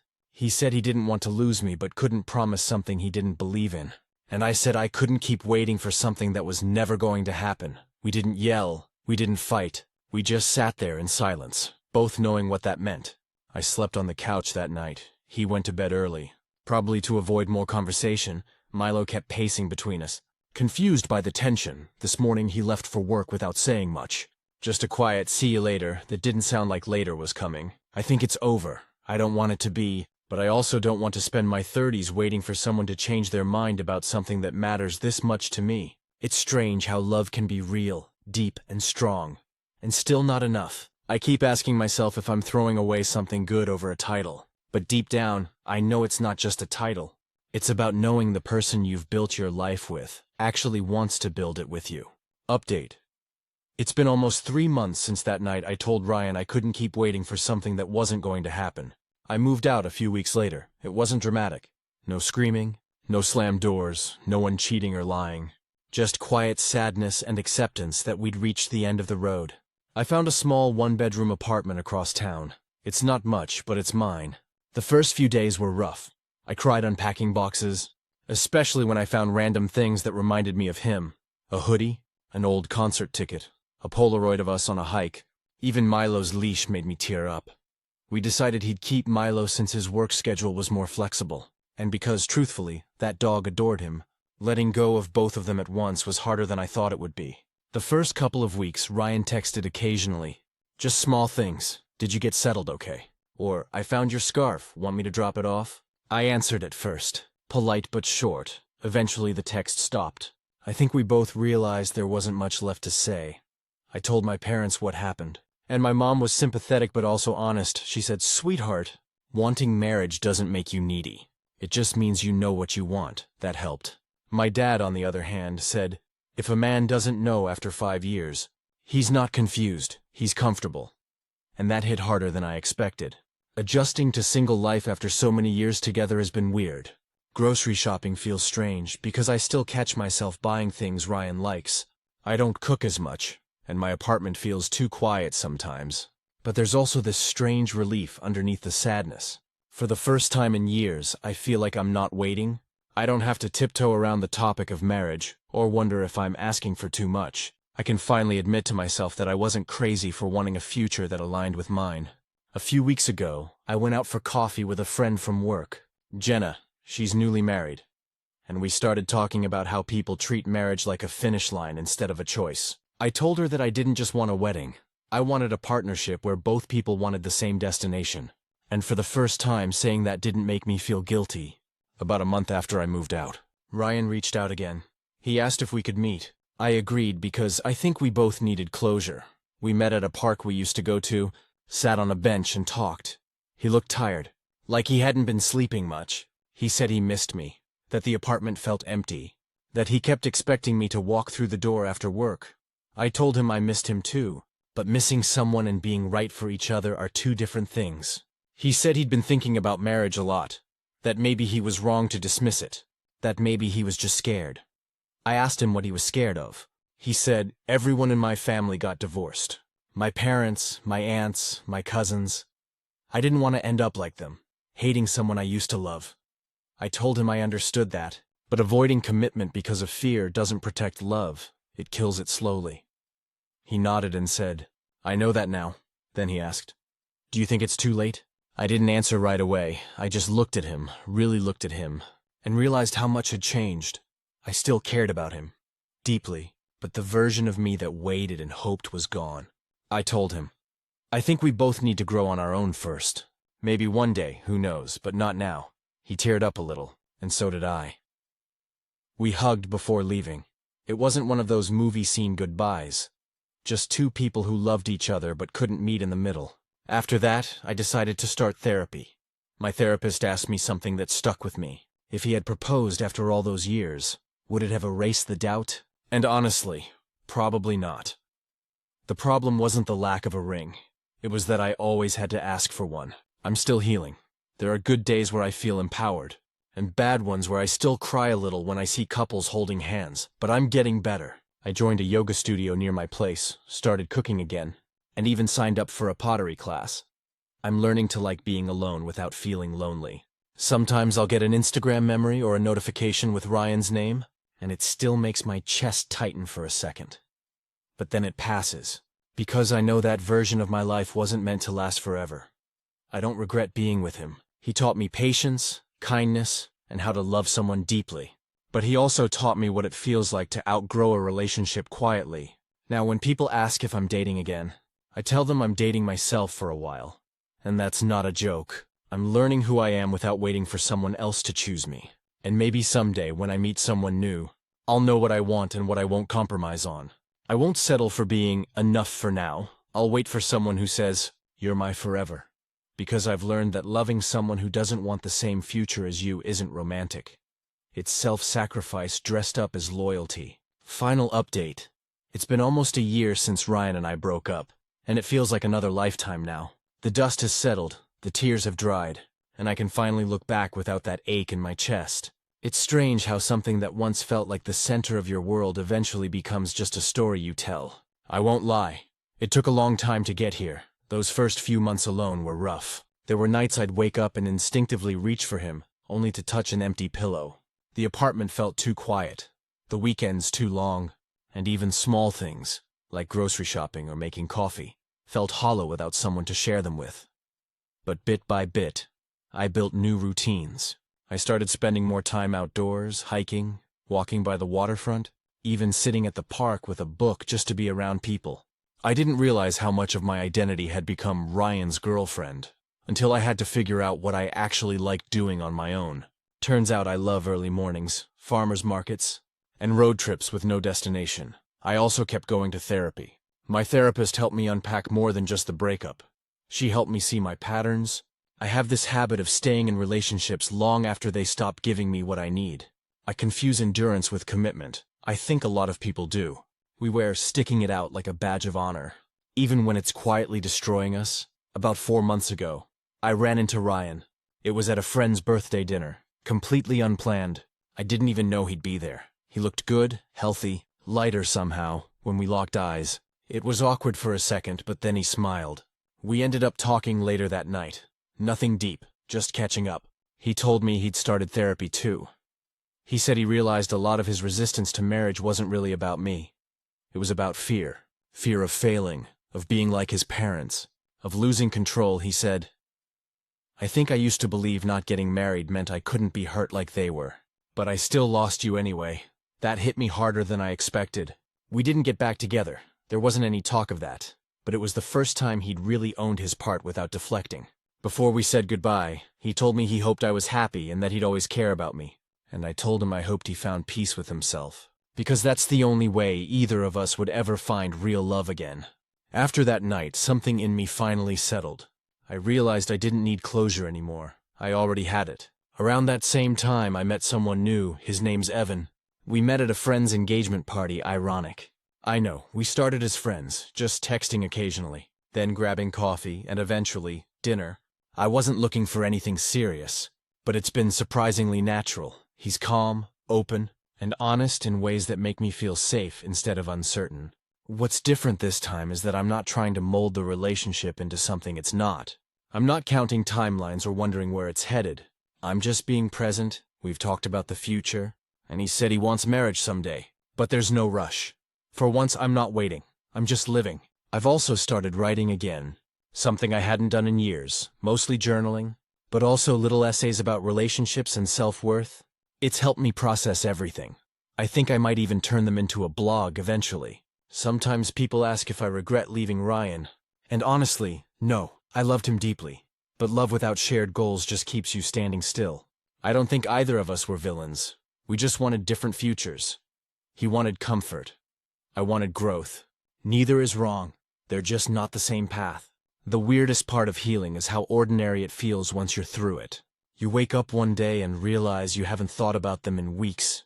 You stop checking their social media. You don't feel the urge to text them when something funny happens. You just move on. Now I look at my life and see peace. Not excitement, not fireworks, but peace. And that's so much better than I ever imagined it could be. I'm proud of myself for walking away, even when it felt like tearing off a limb. I'm proud that I stopped trying to convince someone to want what I wanted, because that's the quiet truth about love. It's not supposed to be a negotiation. It's supposed to feel like two people choosing the same thing at the same time. And if they don't, then you choose yourself every time, so that's where I'm at now. Not bitter, not broken, just grateful. Grateful for what I had, for what I learned, and for the space it created for something better. I still believe in marriage. I still believe in love. But I also believe that sometimes the bravest thing you can do is walk away from someone you love when staying means losing yourself. Stories number 6. My wife keeps holding the door open while I'm getting ready to leave, and it's starting to really bother me. I know this sounds small and maybe petty, but it's become a bigger issue in my marriage than I ever expected. I'm 35, my wife Claire is 33. We've been married for a little over 5 years, and honestly, we get along well most of the time. No big drama, no trust issues, nothing wild, but this one habit she has, and my reaction to it, has turned into this weird recurring fight that neither of us seems able to drop. It started not long after we moved into our new house last year. Whenever we're heading out somewhere together, work, dinner, errands, whatever, Claire has this thing where she'll grab her purse, get her shoes on, and then open the front door while I'm still getting ready. I could be tying my shoes, checking that I have my wallet, locking up, or putting something in my jacket pocket, and she'll already be standing there, holding the door open, waiting, and when I say open, I mean wide open. Sometimes she's halfway outside, holding the edge of the door, just staring into the driveway like we're late for a flight. The first couple of times, I didn't say anything. I just thought it was a little weird, like, why not just wait inside? It's not like I'm taking forever, but after a while, it started to really bug me. It felt like this passive-aggressive way of saying, you're too slow. So one morning a few months ago, I finally said something. We were leaving for brunch with friends, and while I was grabbing my keys from the counter, I saw her already holding the door open. The AC was blasting, and I could feel the cool air rushing out. I said, "Hey, can you not stand there with the door open? I'm coming." She looked back at me and said, "I'm just waiting, relax." I said, "Yeah, but you can wait with the door closed. It's rude to just stand there like I'm holding us up." She laughed. Not a mean laugh, but that kind of dismissive laugh people do when they think you're overreacting. "You're reading too much into it," she said. "It's just a door, but it's not just a door. It's the message behind it." The next time it happened, I was halfway through putting on my jacket when I heard the front door swing open again. I didn't even say anything. I just finished getting ready, walked past her and said, "You can go ahead if you're in such a hurry." She gave me this confused look, like she couldn't believe I was annoyed. Later, when we were in the car, she said, "Why are you making a big deal about something so small? You always think I'm trying to rush you." I said, "Because you are rushing me." Standing there with the door open feels like pressure. It's like you're saying, "Come on, come on."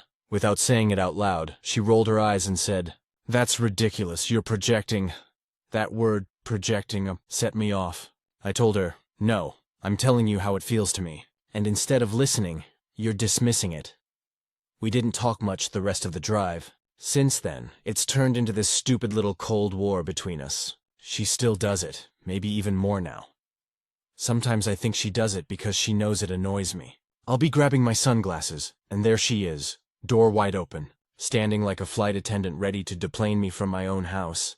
Once, when it was raining, she even opened the door and stood under the overhang, while water splashed onto the entryway. I asked her to close it so the rain wouldn't come in, and she said, "It's barely hitting the floor." Another time, in the middle of winter, she did it again. The heat kicked on. The cold air poured in, and I just lost it. I said, "Can you seriously stop doing that? It's freezing." She crossed her arms and said, "You act like I'm committing a crime." "It's a door, Nate." "Yeah, my name's Nate. And apparently I'm the guy who can't handle an open door." I told her, "It's not about the door, Claire. It's the principle. It feels like you don't respect my time or the fact that I'm not ready yet." "You're making a point of showing impatience," she said. You take forever. I'm just being efficient. That one stung. Because I don't take forever. I'm the kind of guy who's ready 10 minutes early for everything. I'm not the one who forgets my phone or goes back inside for a jacket. That's usually her, so I asked, if I'm the one who's ready first, should I start holding the door open while you're getting your stuff? She said, if that makes you happy, sure. So the next time she was running late, we were heading to her parents for dinner. I tried it. I grabbed my keys, walked to the door, opened it, and stood there. She was still brushing her hair in the hallway mirror. After about 30 seconds, she said, "What are you doing?" I said, "Just waiting. You said it's not a big deal." She glared at me and said, "You're being passive-aggressive," I said. "Now you know how it feels." She didn't say much after that, but when we got to her parents' house, she told her mom about it. Like it was some funny story. "Can you believe Nate thinks it's disrespectful when I hold the door open?" Her mom laughed. Her dad laughed. Even her sister joined in. They made it sound like I was being ridiculous. And honestly, sitting there at the dinner table, I started to wonder if maybe I was. But that night when we got home, I couldn't shake it. Because it's not just about a door. It's about feeling heard. Every time I bring it up, she acts like I'm making a mountain out of a molehill. But she never once asked, "Why does this bother you so much?" She just assumes it's me being uptight. The last straw happened last week. I was heading to work, and she was coming with me because her car was in the shop. I was grabbing my travel mug from the counter, and of course she was already by the door. Wide open, cold air rushing in. Holding her phone, tapping her foot, I said, "Can you close the door for a second?" "It's cold," she said. "You're seriously not over that?" I said, "It's not about being over it. It's about you not caring that I asked you to stop." She sighed dramatically, slammed the door shut, and said, "You're exhausting sometimes." Nate, that hurt more than I expected. I didn't say anything. I just walked out, drove to work in silence, and we didn't talk the rest of the day. It's such a stupid fight, I know that. But underneath it, I feel like it represents something deeper.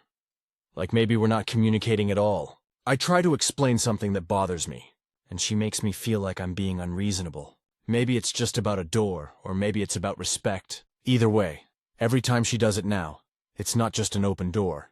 It's this open reminder that she doesn't take me seriously. And honestly, I don't know how to fix that update. I finally talked to her about the door thing, and what came out surprised both of us. It's been about 2 months since I wrote that post, and I didn't expect to come back with anything meaningful. I figured either the issue would fade away, or we'd keep butting heads about it until one of us gave up. But something shifted. Not because of the door itself, but because of what that stupid open door was actually standing in for. A couple of weeks after my original post, things between Claire and me were tense. We weren't fighting all the time, but there was this low-grade chill between us, the kind where you both act polite while avoiding anything emotional. The door thing had turned into this quiet stalemate. She stopped holding it open for a while, but you could tell it wasn't because she understood. It was because she was tired of hearing me complain. Then one Saturday morning, we were supposed to go to her friend Kelly's baby shower. I was dressed, had my shoes on, and was waiting by the entryway while she was still getting ready, and I'll admit, I was feeling smug, like, ha, I'm the one waiting this time. But as I stood there, I caught myself doing the same thing she used to do, standing by the open door. Only this time, I realized something. I wasn't trying to rush her. I just didn't want to stand there with nothing to do.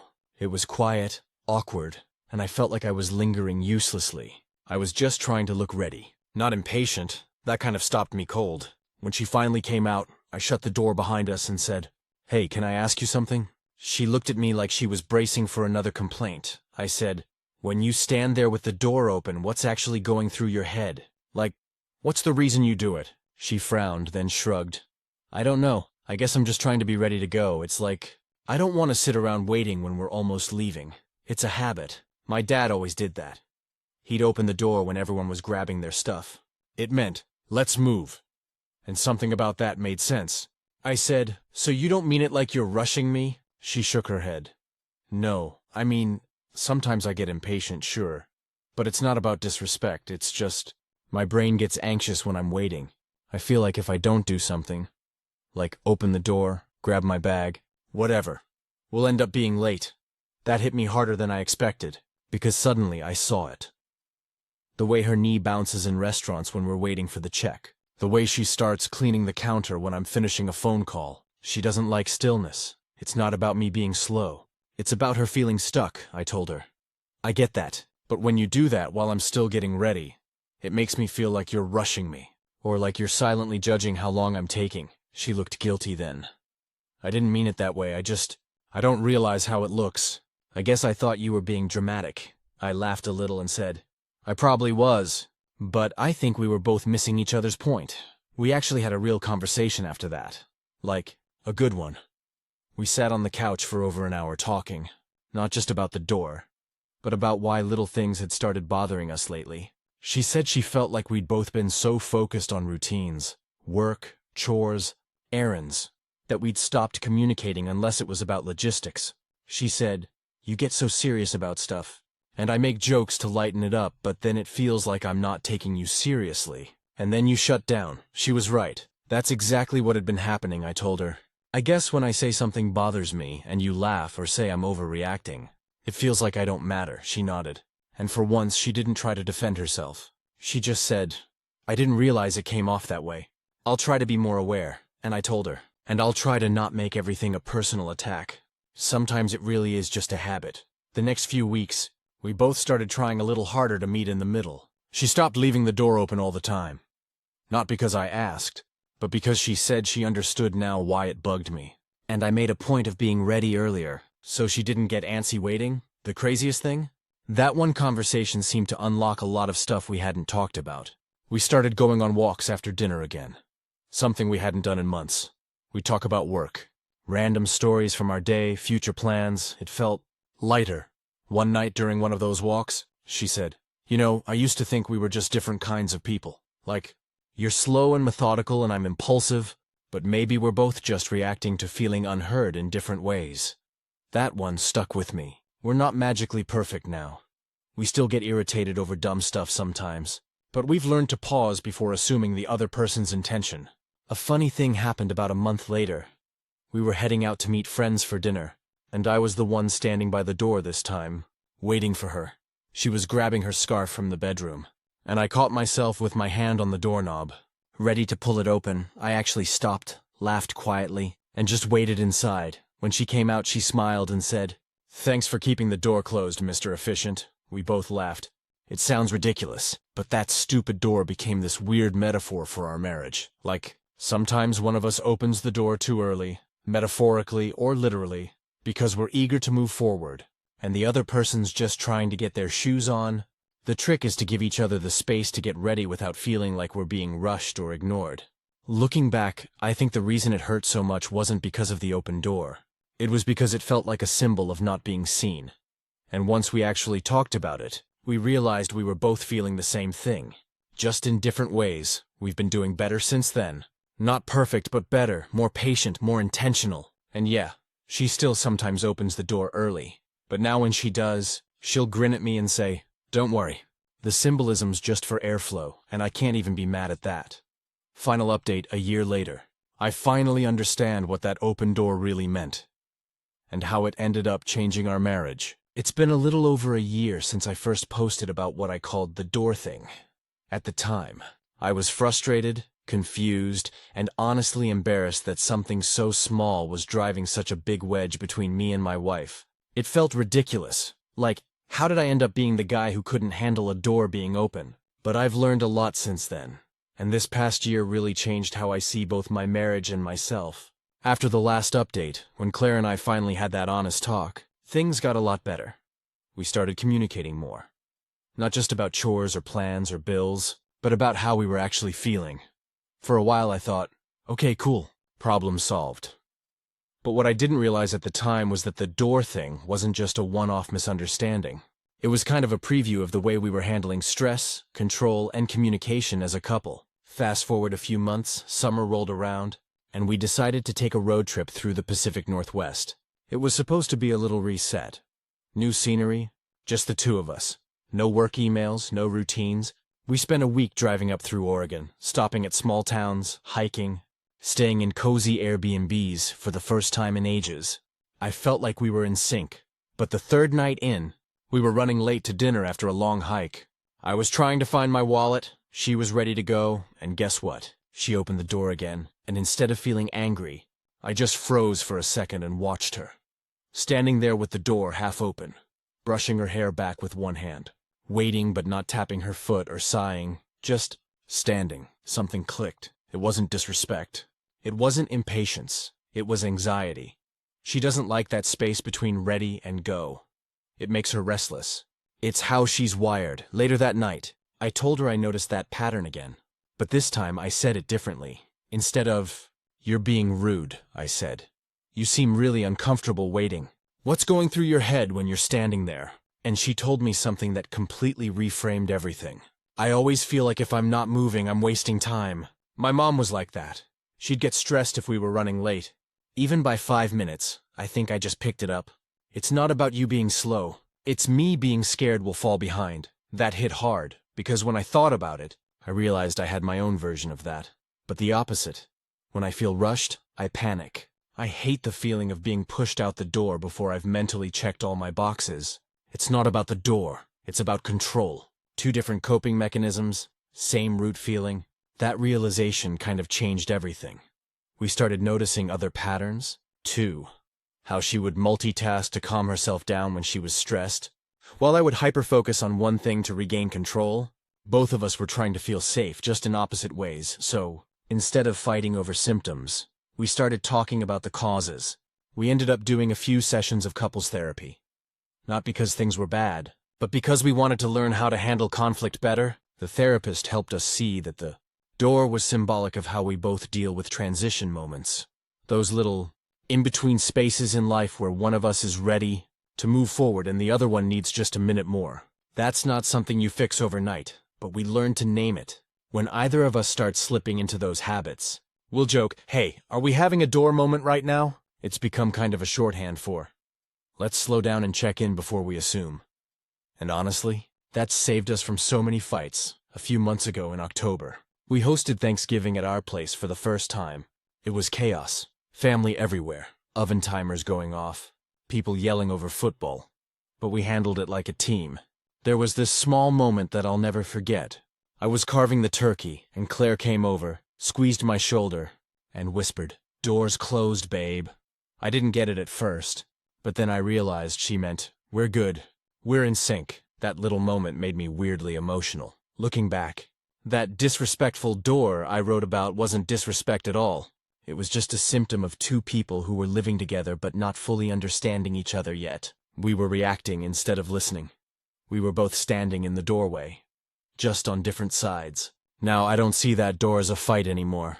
I see it as the thing that cracked us open, forced us to talk, and made us pay attention. It became this weird metaphor for growth. How sometimes you have to stand in that uncomfortable in-between space before you can actually move forward together. This spring, we finally did something we'd been putting off for years. We planted a little garden in the backyard. Tomatoes, basil, rosemary, even some wildflowers. We spend Saturday mornings out there, coffee in hand, just talking.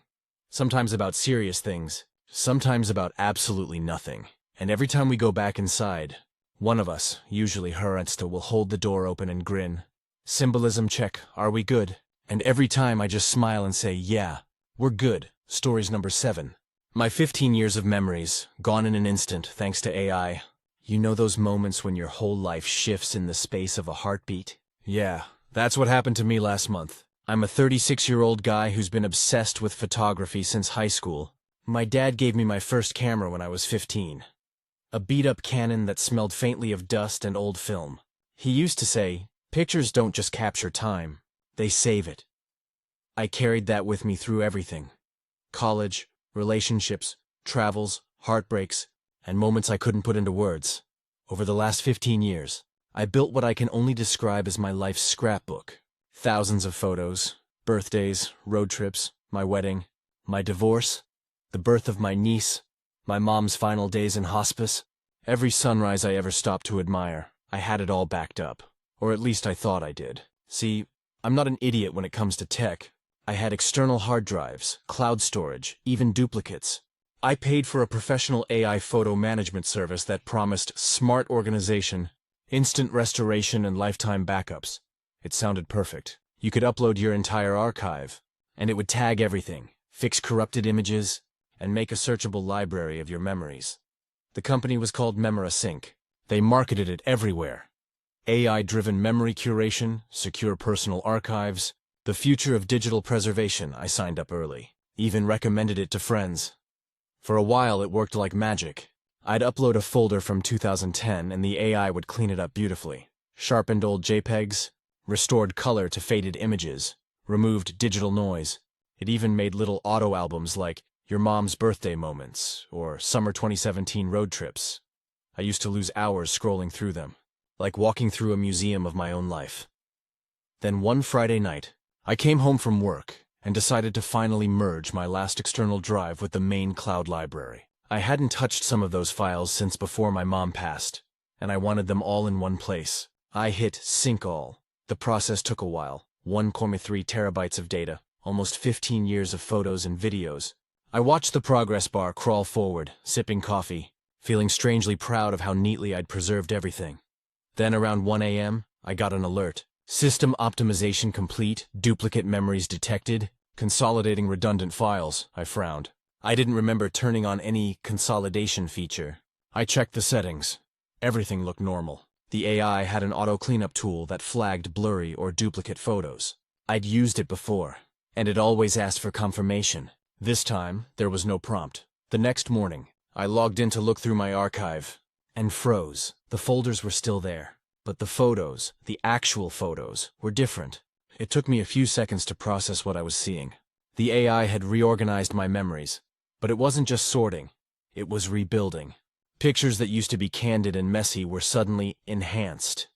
My dad's wrinkles smoothed out. My ex-wife's smile was brighter, her eyes subtly different. It had reconstructed moments. Some files were gone completely, replaced by AI-generated restorations. When I opened the folder titled Mom, I stopped breathing. Half of it was gone, the remaining ones weren't her. They looked like her. Sort of, but off. Like a bad wax figure version of my mother. The AI had taken fragmented images, blended them, and repaired missing data by generating entirely new faces. Her eyes were too symmetrical, her skin too even. There was something eerie about it. Uncanny, hollow, like the ghost of someone who never existed. Panic hit me like a freight train. I checked my external backups, same issue. When MemoriSync synced the drives, it automatically replaced the redundant versions across every connected device. Everything had been overwritten, 15 years of personal history, rewritten by an algorithm. I spent the entire weekend trying to undo it. I contacted customer support, left emails, messages, even tagged them on social media. The responses were robotic. "We're sorry for your inconvenience. Our engineers are investigating the issue." They never called. They never explained by Monday morning. I was half delirious from lack of sleep, staring at folders full of fakes. AI-optimized memories, the software labeled them, but they weren't mine anymore. Photos from my wedding now showed different lighting, different guests in the background, people who'd never been there. A photo of me holding my niece in the hospital had changed her face. It was subtle, but wrong. My dad's laugh lines, the way his hair fell when he smiled, gone. It felt like someone had broken into my brain and rearranged the furniture. When I told my sister, she thought I was exaggerating. She came over, opened the drive herself, and went pale. "Eli, these aren't Mom." She tried to comfort me, but I couldn't even look at her. We sat there, scrolling through distorted versions of our family, these hollow echoes of people we loved. It felt like a funeral for something invisible. I spent weeks trying to recover anything.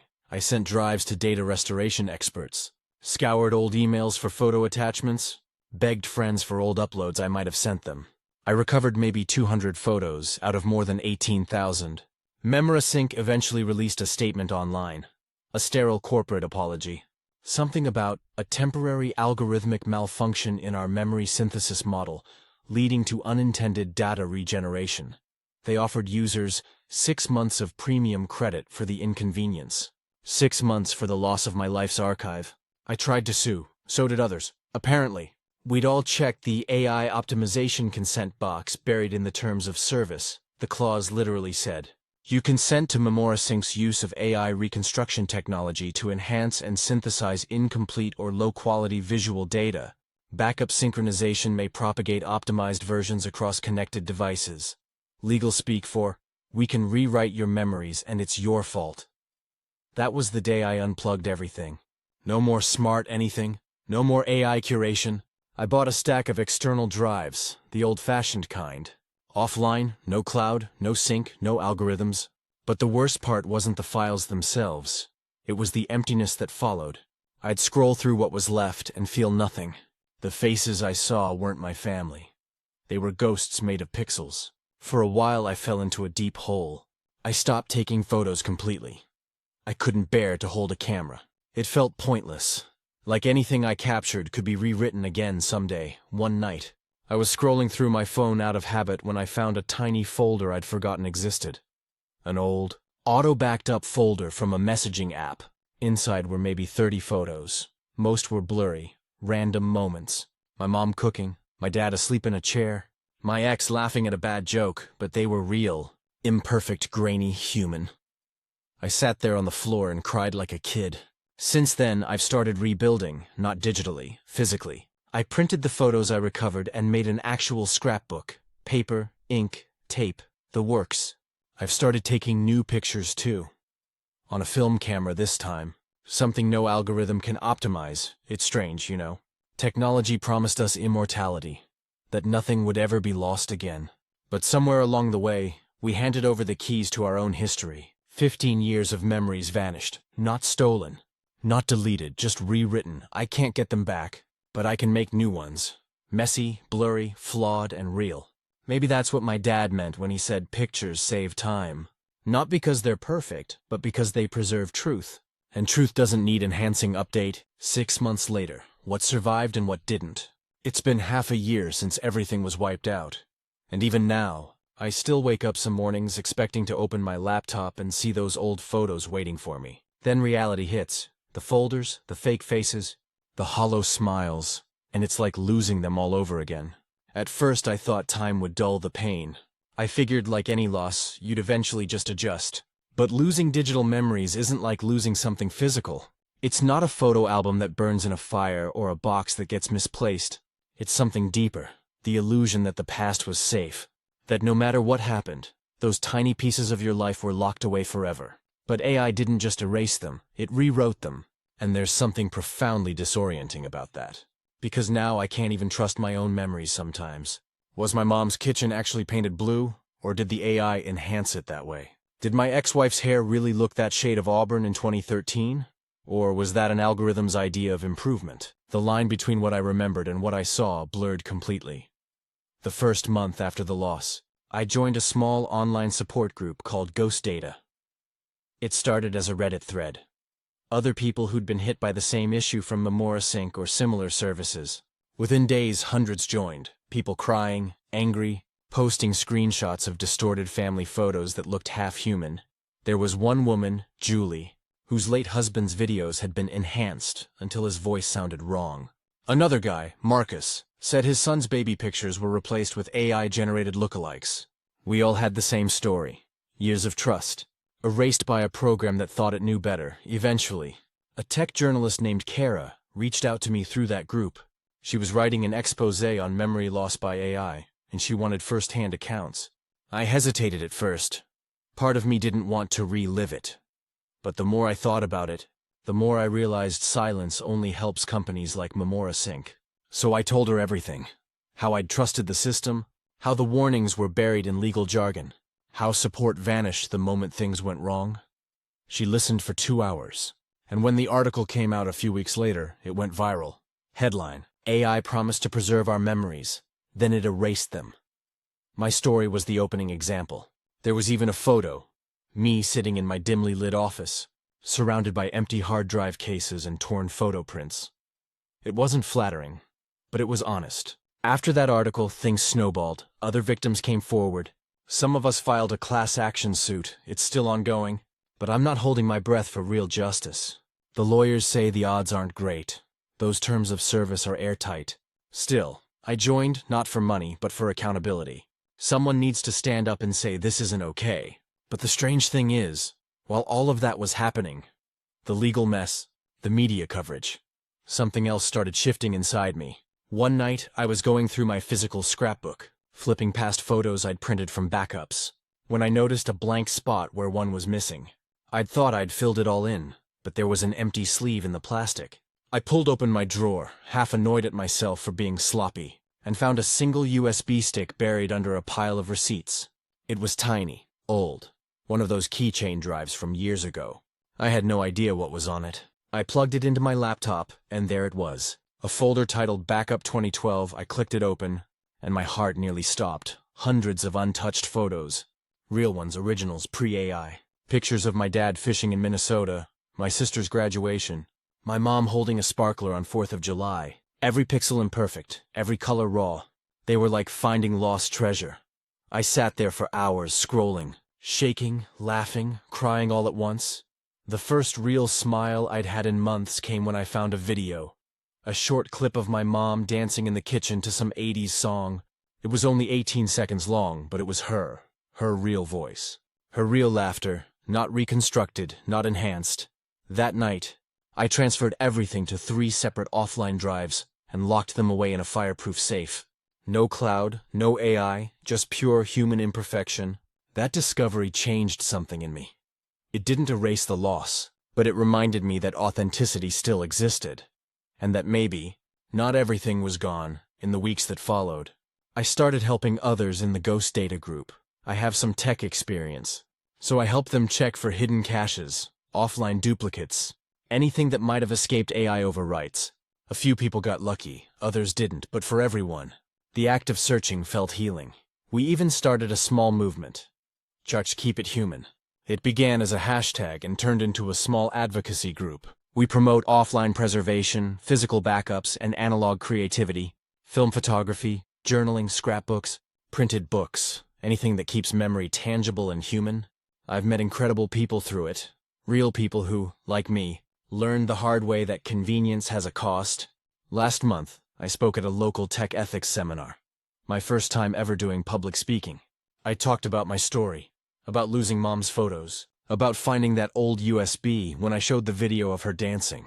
There wasn't a dry eye in the room. Afterward, a college student came up to me and said, "I deleted my auto backup tonight because of your talk. I didn't realize how fragile all this was. And that, right there, made it worth it. But I won't lie, there are still bad days. Sometimes I catch myself trying to remember a photo that no longer exists. Like one from my honeymoon, my ex and I standing in the rain outside a small bookstore in Portland. I can still see it in my mind, but I can't tell if it's real or if I've reconstructed it. Like the AI did, that part hurts, the doubt, the uncertainty about my own memories. I've started keeping a handwritten journal. Nothing fancy, just daily notes. What I saw, how I felt, who I met, because words, unlike pixels, can't be optimized. They stay raw, honest, imperfect. Funny thing is, the whole ordeal made me fall in love with photography again, but differently. Now I shoot on a 35mm film camera I bought from a thrift store. I develop the photos myself in a dark room I set up in my spare bathroom. Every roll feels like an act of rebellion, a way to reclaim something technology tried to steal. Each time a new image appears in the chemical bath, I whisper to myself, "This is real. This is mine." Sometimes I think about my dad, about what he'd say if he saw what happened. I think he'd shake his head and chuckle that dry laugh of his, the one that always carried a bit of wisdom behind it. And then he'd probably say something like, "Told you to keep it simple." Kid, he'd be right. The older I get, the more I realize simplicity is underrated. You don't need the smartest technology or the sharpest image, you just need something real. I still keep that corrupted archive on OneDrive, the AI version. I don't look at it often, but I keep it as a reminder, a cautionary relic. When people ask why, I tell them, because even fake memories can teach you something real. It's been 6 months since the loss, and I've finally accepted that some memories live best in the mind, not in the cloud. And maybe that's okay. Maybe it's better that way, because now, when I flip through my physical scrapbook, the one I built with my own hands, I see something technology can't replicate. Imperfection, texture, truth, I guess, in the end. That's all we ever really have. Final update. 2 years later, what we choose to remember. It's strange how 2 years can pass, and yet part of you still lives in that single moment when everything vanished. I can trace the timeline of my life now as before the wipe and after.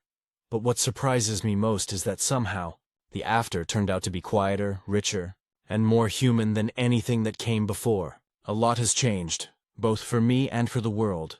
What happened with Memora Sync ended up being the spark for something bigger than any of us imagined. After Kara's article and the lawsuits, the story exploded again when a major news outlet picked it up for a documentary. They called it The Memory Collapse.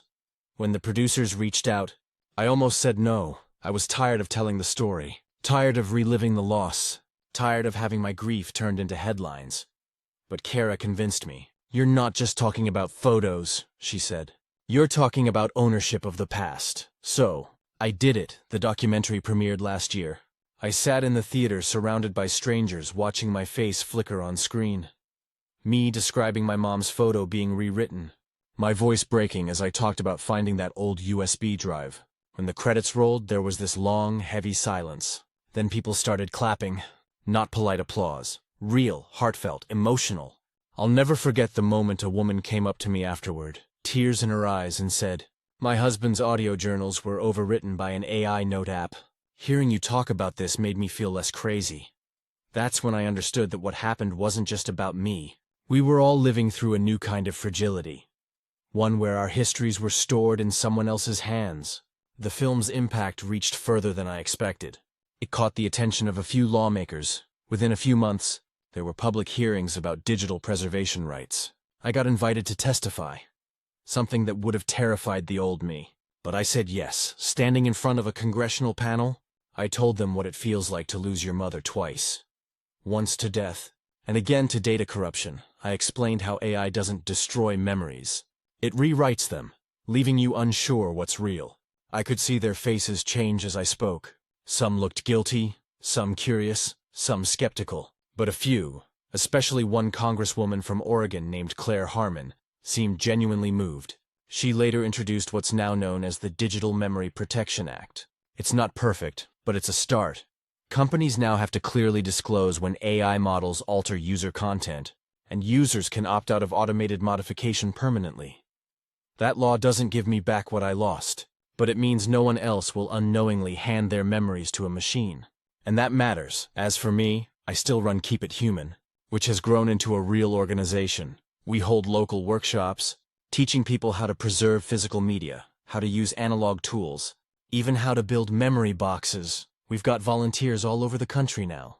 Archivists, photographers, librarians, artists, all united by the same belief that the human story shouldn't be left in the hands of code. I never thought advocacy would become my life. Before all this, I was just a quiet guy who liked taking pictures. Now I spend half my week meeting with students, community centers, even tech companies that want to do better. Funny thing, one of those companies recently hired me as a consultant. They're developing a transparent AI model for photo enhancement that shows you what's changed, pixel by pixel, so users can choose to keep or revert edits. The CEO told me, "We want you to make sure we never become another Memora Sync." That conversation gave me hope. That maybe we can build things responsibly after all. But beyond all that public stuff, life has found a quieter rhythm again. I'm still taking photos, still developing film in that makeshift darkroom in my bathroom. I've even started teaching a beginner's class on analog photography at a local community center. Watching people experience the magic of seeing an image appear slowly on paper. No screen, no filter. It's beautiful. It reminds me why I fell in love with capturing moments in the first place. And yes, I still think about my mom a lot. There's this one picture of her that survived. The sparkler one from that 4th of July years ago. I framed it, imperfections and all, and hung it by the window. When the morning light hits it just right, you can see the dust specks on the lens, the slightly off focus, the warmth in her smile. Every flaw feels like proof she was real. Sometimes, on quiet evenings, I play that 18-second video I found on the old USB, the one of her dancing. I've shown it to maybe a dozen people over the last year. Each time they laugh or cry or both. I think that's why I keep sharing it. Because it's a reminder that the most ordinary moments are the ones that outlive perfection. I've also reconnected with my sister, Rachel. We had a rough patch after the whole incident. Grief makes you distant sometimes. But recently, she told me she started printing her own photos again too. She sent me a picture of her and her daughter baking cookies. A real snapshot with flour on their hands and a crooked smile. It's sitting on my fridge right now, and here's something I didn't expect to happen. I fell in love again. Her name's Ava. We met at one of the Keep It Human workshops. She came up afterward, holding a disposable camera, and said, "I think your story broke my heart a little." I laughed and told her mine was already in pieces, so we'd make a good pair. We've been together for about 10 months now. She's a writer, the kind who carries a little notebook everywhere. Sometimes she jots down sentences mid-conversation, and later, I'll find those same words in one of her essays. She says she loves me because I see life like a photograph, in moments, not timelines. The first time she came to my apartment, she saw the wall of printed photos and asked, "Aren't you scared to lose them again?" I said, "No, because if they fade, it means I lived long enough to watch them age." That made her smile in the soft, knowing way she does. We've started making a tradition of taking one photo every month. One real photo. On film, no retakes, whatever happens in that moment stays. We label them with the date and a short note. April, Tucker stole the pizza slice. July, thunderstorm picnic. October, first broken mug together. It's our own imperfect timeline. And it's real. Sometimes people online still message me, asking if I ever got compensation, or if I'd ever trust digital archives again. The answer is no and no, but I'm not bitter anymore. Because in losing everything, I learned what actually matters. A memory isn't a file. It's the warmth of a moment, the echo of a laugh, the feeling that something once existed and meant something. And maybe that can't be perfectly preserved. But maybe it's not supposed to be. Technology will keep evolving. AI will get smarter, safer, maybe even benevolent someday. But no algorithm will ever understand what it means to miss someone. No machine can feel nostalgia. That's ours, the one thing it can't rewrite. A few weeks ago, I was invited back to the same theater where the Memory Collapse premiered. They screened it again for new audiences. And afterward, Kara joined me on stage for a Q&A. Someone asked, "Do you think we'll ever completely trust technology again?" I thought about it for a long moment before answering. "I don't think trust is the goal," I said. "I think understanding is. We shouldn't expect machines to love our memories like we do. That's our job." The audience went quiet, and I saw a few people nodding, some even tearing up. And in that moment, I realized, maybe that's what this whole journey was for. Not to restore what was lost, but to remind people that the meaning of memory isn't in data. It's in the heart that remembers. When I got home that night, I turned off every screen, lit a candle, and opened my scrapbook, the photos, the handwriting, the dust, the fingerprints, all of it. I flipped to the newest page, Ava and me, sitting in the park with Tucker between us. Both of us laughing at nothing I wrote underneath it. Still here, still remembering, still human, and for the first time in a long time. That felt like enough. Stories number 8. We realized we'd achieved every dream we had when we first got married. And it scared us. I'm 38, my wife Emma is 36, and we've been married for a little over 10 years. We met in college, 2 broke kids sharing cheap coffee and talking about the kind of lives we swore we'd build someday. Back then, everything was about the future. We wanted careers that mattered, a cozy house, a couple of dogs, maybe kids if life felt right. We talked about traveling, cooking together, having a garden. We wanted to build something steady and simple. Something better than the chaos we both grew up in. And for the most part, we did it. We got married in our mid-20s, right after Emma got her teaching job, and I landed a position at an engineering firm. We moved into a small apartment with mismatched furniture, but we were happy. We built from there, saved, planned, worked long hours.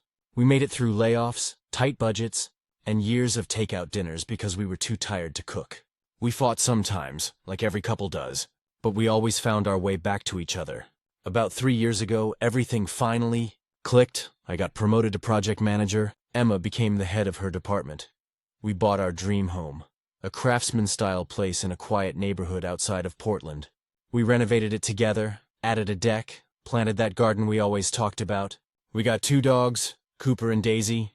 We traveled to Italy last summer, something we'd promised each other we'd do before we turned 40. And yet, somewhere between that trip and now, something started to feel off. It's not that anything's wrong. We don't fight. We don't hate each other. There's no cheating, no betrayal, no drama. But there's this quiet emptiness that's crept in. Like we're living inside a painting of our perfect life, instead of actually living it. It started hitting me one Saturday morning while I was mowing the lawn. I was halfway through, just pushing the mower in perfect lines, when I looked up and saw Emma through the kitchen window, sipping coffee and scrolling her phone, and for some reason it hit me how Quiet it all was. Peaceful, yes, but almost too peaceful. Like everything we'd been striving for had finally landed. And we didn't know what to do with the stillness. That night we were watching TV. And during a commercial, I turned to her and said, "Do you ever feel like we got everything we wanted? And now we don't know what's next?" She looked at me for a long second, then nodded. "I was just thinking that last week," she said. "It's like, we built this life and now we're living it. But I don't know what comes after." It wasn't sadness exactly, more like confusion. When you spend your whole adulthood chasing goals, it's disorienting when you finally catch them. We talked about it for a while that night. She said she'd been feeling restless too, like her job didn't challenge her anymore. She loves teaching, but the sparks faded. I admitted I'd been feeling the same about work, that every day felt like a repeat of the last. We realized something else too. All our dreams had been about getting somewhere, not being there. For the next few weeks, we both kind of floated. We still did the normal things, work, dinner, walking the dogs. But that question hung between us like background noise. What now? At first, I thought maybe we needed a new project. I suggested we start looking into buying a rental property or flipping a house. Emma just looked tired and said, "I don't think we need another thing to chase. I think we need to figure out how to just be happy here." That hit me harder than I expected. She was right. We'd spent our whole marriage climbing, saving for the wedding, then the house, then promotions, then travel. And now we didn't know how to stop climbing. One night, over dinner, Emma said, "Do you think we made our lives too small?" I asked what she meant, and she said, "We built this perfect bubble, but it's just us in it. We don't really go out. We don't meet new people. We barely see friends. Maybe we built everything we wanted, but we forgot to leave room for anything unexpected." I thought about that for days. She wasn't wrong. Somewhere along the way, we traded adventure for comfort. We'd built stability so well that there was no surprise left. So we decided to shake things up, a little at a time. We started small, joined a local hiking group, took a cooking class, started volunteering at an animal shelter on weekends. It sounds simple, but it gave us new stories, new faces, new energy. We even started talking about maybe fostering kids in the future. Something we'd mentioned years ago, but never seriously considered. The weirdest part is that those small things made us feel closer again. Not in the honeymoon way, but in a quiet, grounded way. We started actually talking again. Not just about bills or groceries, but about ideas, memories, dreams that weren't just about achievement. One evening, Emma said something that stuck with me. "I think happiness isn't about hitting goals. It's about having reasons to keep moving." That summed it up perfectly. We didn't lose the spark because something went wrong. We lost it because we thought finishing the race was the point.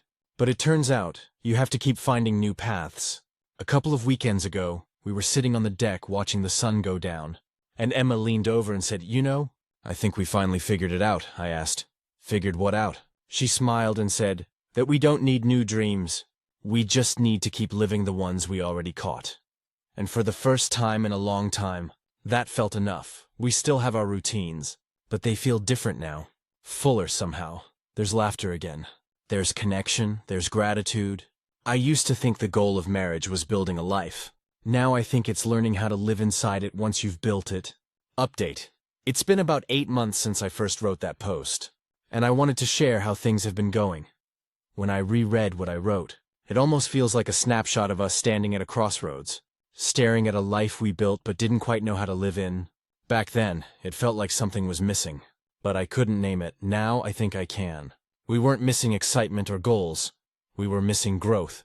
After that conversation Emma and I had on the deck, we made a promise. Instead of chasing big dreams, we'd focus on learning how to be curious again. About each other, about the world, about who we could still become. That's been the biggest change. It started small. Emma decided to take a pottery class downtown. She used to love art in college, but gave it up when teaching took over her life. I remember her coming home that first night covered in clay, grinning like a kid. It wasn't about making something beautiful. It was about doing something new. Watching her find that spark made me want to find mine. I'd been stuck in the same job for years, comfortable but uninspired. So I took a leap and applied for a new position at a smaller firm that focuses on sustainable design. It was a pay cut at first, but I haven't regretted it once. The work actually excites me again. Those two decisions, her class and my new job, set off this quiet ripple effect in our lives. We started meeting new people, saying yes to things we used to brush off. One weekend we drove up to Seattle just to see a band we loved in college. Another weekend we took a last-minute road trip through the coast, with no plan, just a cooler full of snacks and a map. It felt like being 25 again, but without the chaos. We also started spending more time together intentionally.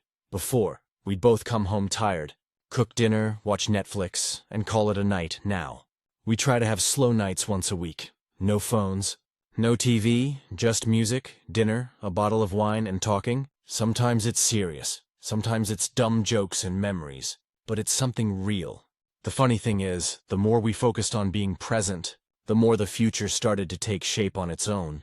One of the biggest changes came in spring. Emma brought up something she'd been thinking about quietly for a while. Fostering. We talked about it years ago, but back then it felt abstract. Like something for later. She said she'd been mentoring a student at her school who'd been in and out of foster homes, and it reminded her why she wanted to help. I'll be honest, I hesitated. Not because I didn't want to, but because I was scared. Our life finally felt balanced again. I worried adding a child, even temporarily, might shake that up. But the more we talked, the more it felt right. Like maybe this was the next chapter we didn't know we were looking for. So we started the process. Training, paperwork, home visits, all of it. It took months, but by early summer we were approved. In June we got the call. A 10-year-old boy named Marcus needed a short-term placement. It was supposed to be 2 weeks while they found a relative to take him. 2 weeks turned into 2 months. Then 3, he's still with us. Having Marcus in the house changed everything. Suddenly, the quiet we used to think was peaceful felt alive. He brought noise, laughter, Legos everywhere, questions about everything. It wasn't always easy. He's been through a lot. But he made our home feel different. Fuller, Emma, and I had to relearn how to be a team in a new way. There were tough nights, arguments over parenting decisions, late-night worries, but also incredible moments, watching her help him with homework, or seeing the two of them plant tomatoes in the garden one weekend. I felt something I hadn't felt in years, a sense of purpose, and it hit me. This is what was missing before. We had built a life full of achievements, but we hadn't built one that gave back. I won't say it's been perfect. There are still days when we both feel tired or stretched thin, but even on those days the house feels warmer. We don't know how long Marcus will be with us, but he's changed us permanently. He reminded us that dreams don't have to end when you achieve them. They just evolve. This summer, Emma and I celebrated our 11th anniversary. Instead of a big trip or gift, we spent the day at home. We cooked dinner together, set up a tent in the backyard, and roasted marshmallows with Marcus. At one point he said, "You guys have the best house. It feels safe here." That one sentence hit me harder than anything else this year, because that's all we ever wanted when we were younger, to build a safe, happy home. We just didn't realize it might take someone else walking into it for us to see how much we'd really done. Now, when I think about the future, it doesn't scare me anymore. It's open again. We don't have a 5-year plan or a bucket list. We just have each other, a kid who's teaching us how to laugh louder, and a home that feels alive again. Maybe that's what marriage is really about. Not chasing milestones, but learning how to grow together when the map runs out. Final update. It's been almost 4 years since that first post, and reading it now feels like peeking into an old version of us. One that was standing at the edge of everything we dreamed about. Not realizing the next chapter wasn't about more goals, but about more life. So much has changed since then. And in the best, most unexpected ways. Marcus ended up staying with us for nearly 2 years. The original plan was temporary, but the situation with his relatives didn't work out. By the time that became clear, it didn't even feel like a question anymore. He was our kid. He'd already started calling Emma M and me Mike. And every time I came home from work to find him and Emma sitting at the kitchen counter doing homework, I'd think, this feels right. We went through the process to become his permanent guardians, and eventually we adopted him. That was 2 summers ago. The day the judge signed the papers, Marcus asked if we could all go for pancakes after. He didn't want balloons or a party, just pancakes, so we did that. Just the 3 of us, sitting in a booth at a small diner, him grinning with whipped cream on his nose while Emma cried quietly into her coffee. That morning felt like the moment everything came full circle. Since then, life's been beautifully ordinary. Marcus is 12 now. Obsessed with basketball and currently at the stage where he thinks we're embarrassing but kinda cool. Emma still teaches, but she moved into a new position mentoring other educators.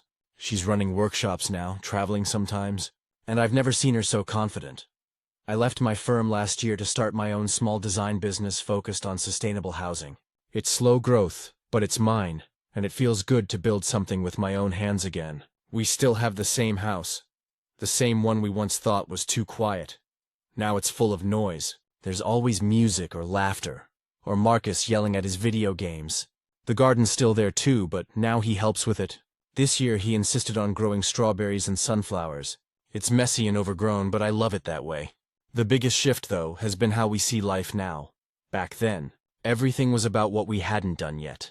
Now it's about what we get to do. We started hosting dinners with friends again, something we hadn't done in years. We go on small trips instead of big ones, weekends camping, long drives along the coast, afternoons in little towns that don't show up on travel blogs. Emma and I started running together on Sundays, which is hilarious because neither of us likes running, but it's become our ritual, half jogging, half talking, always ending at the same coffee shop. A few months ago, I came home to find Marcus sitting on the couch with one of Emma's old photo albums. He pointed at a picture of us from our early marriage, two sunburned, broke kids standing in front of a rented cabin. He said, "You guys look happy here," I told him. We were, but not as happy as we are now.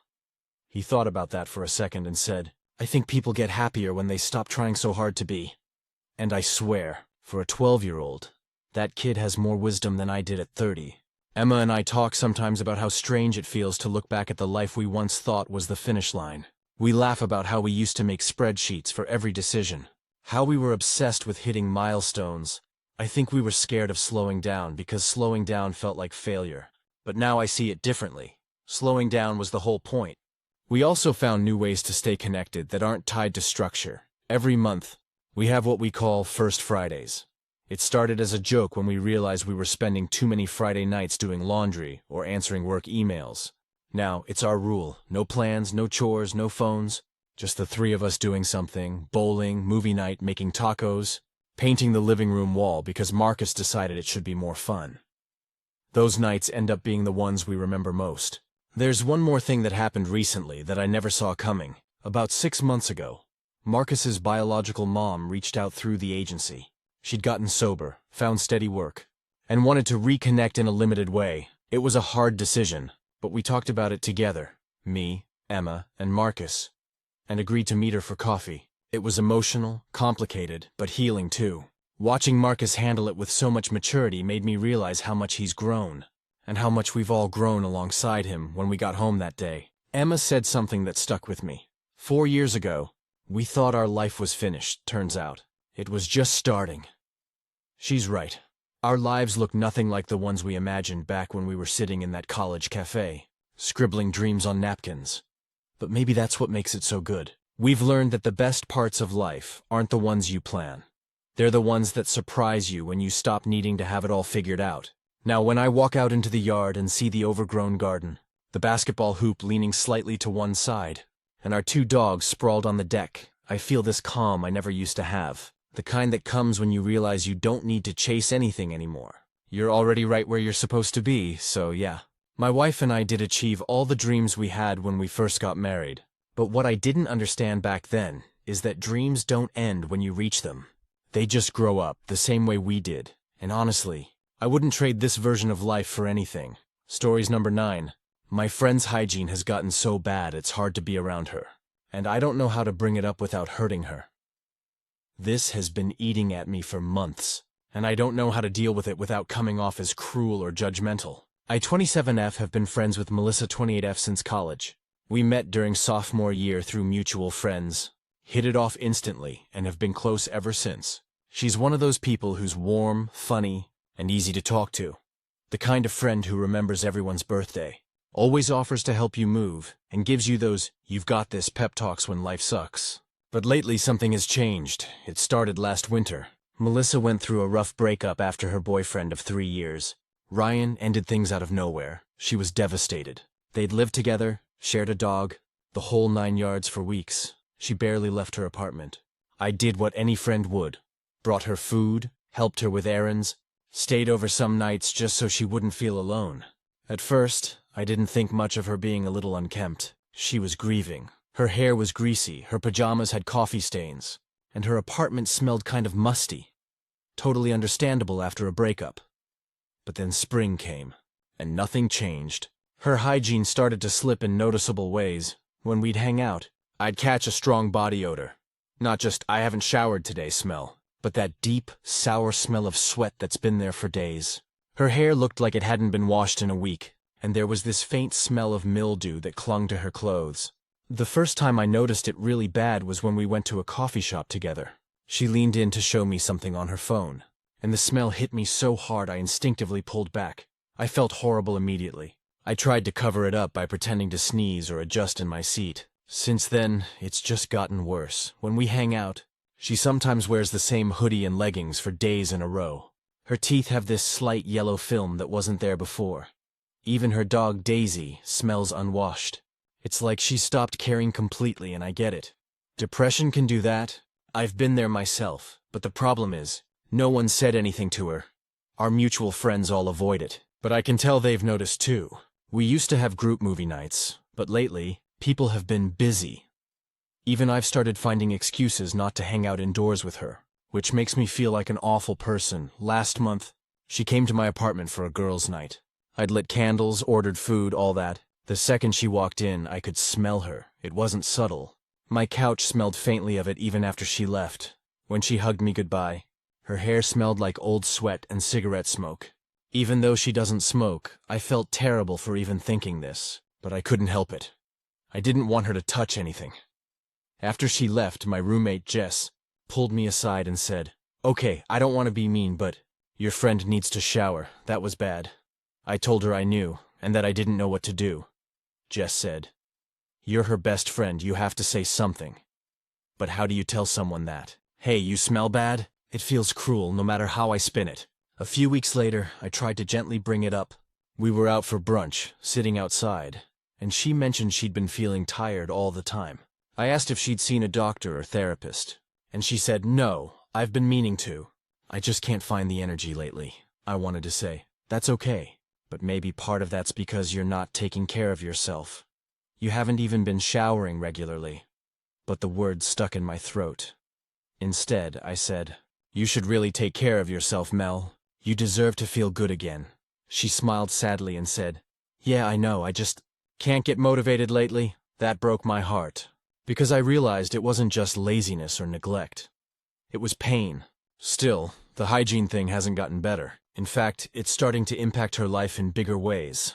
She told me she's been working remotely more often because she's not feeling up for the office, and that her manager mentioned her presentation in a meeting.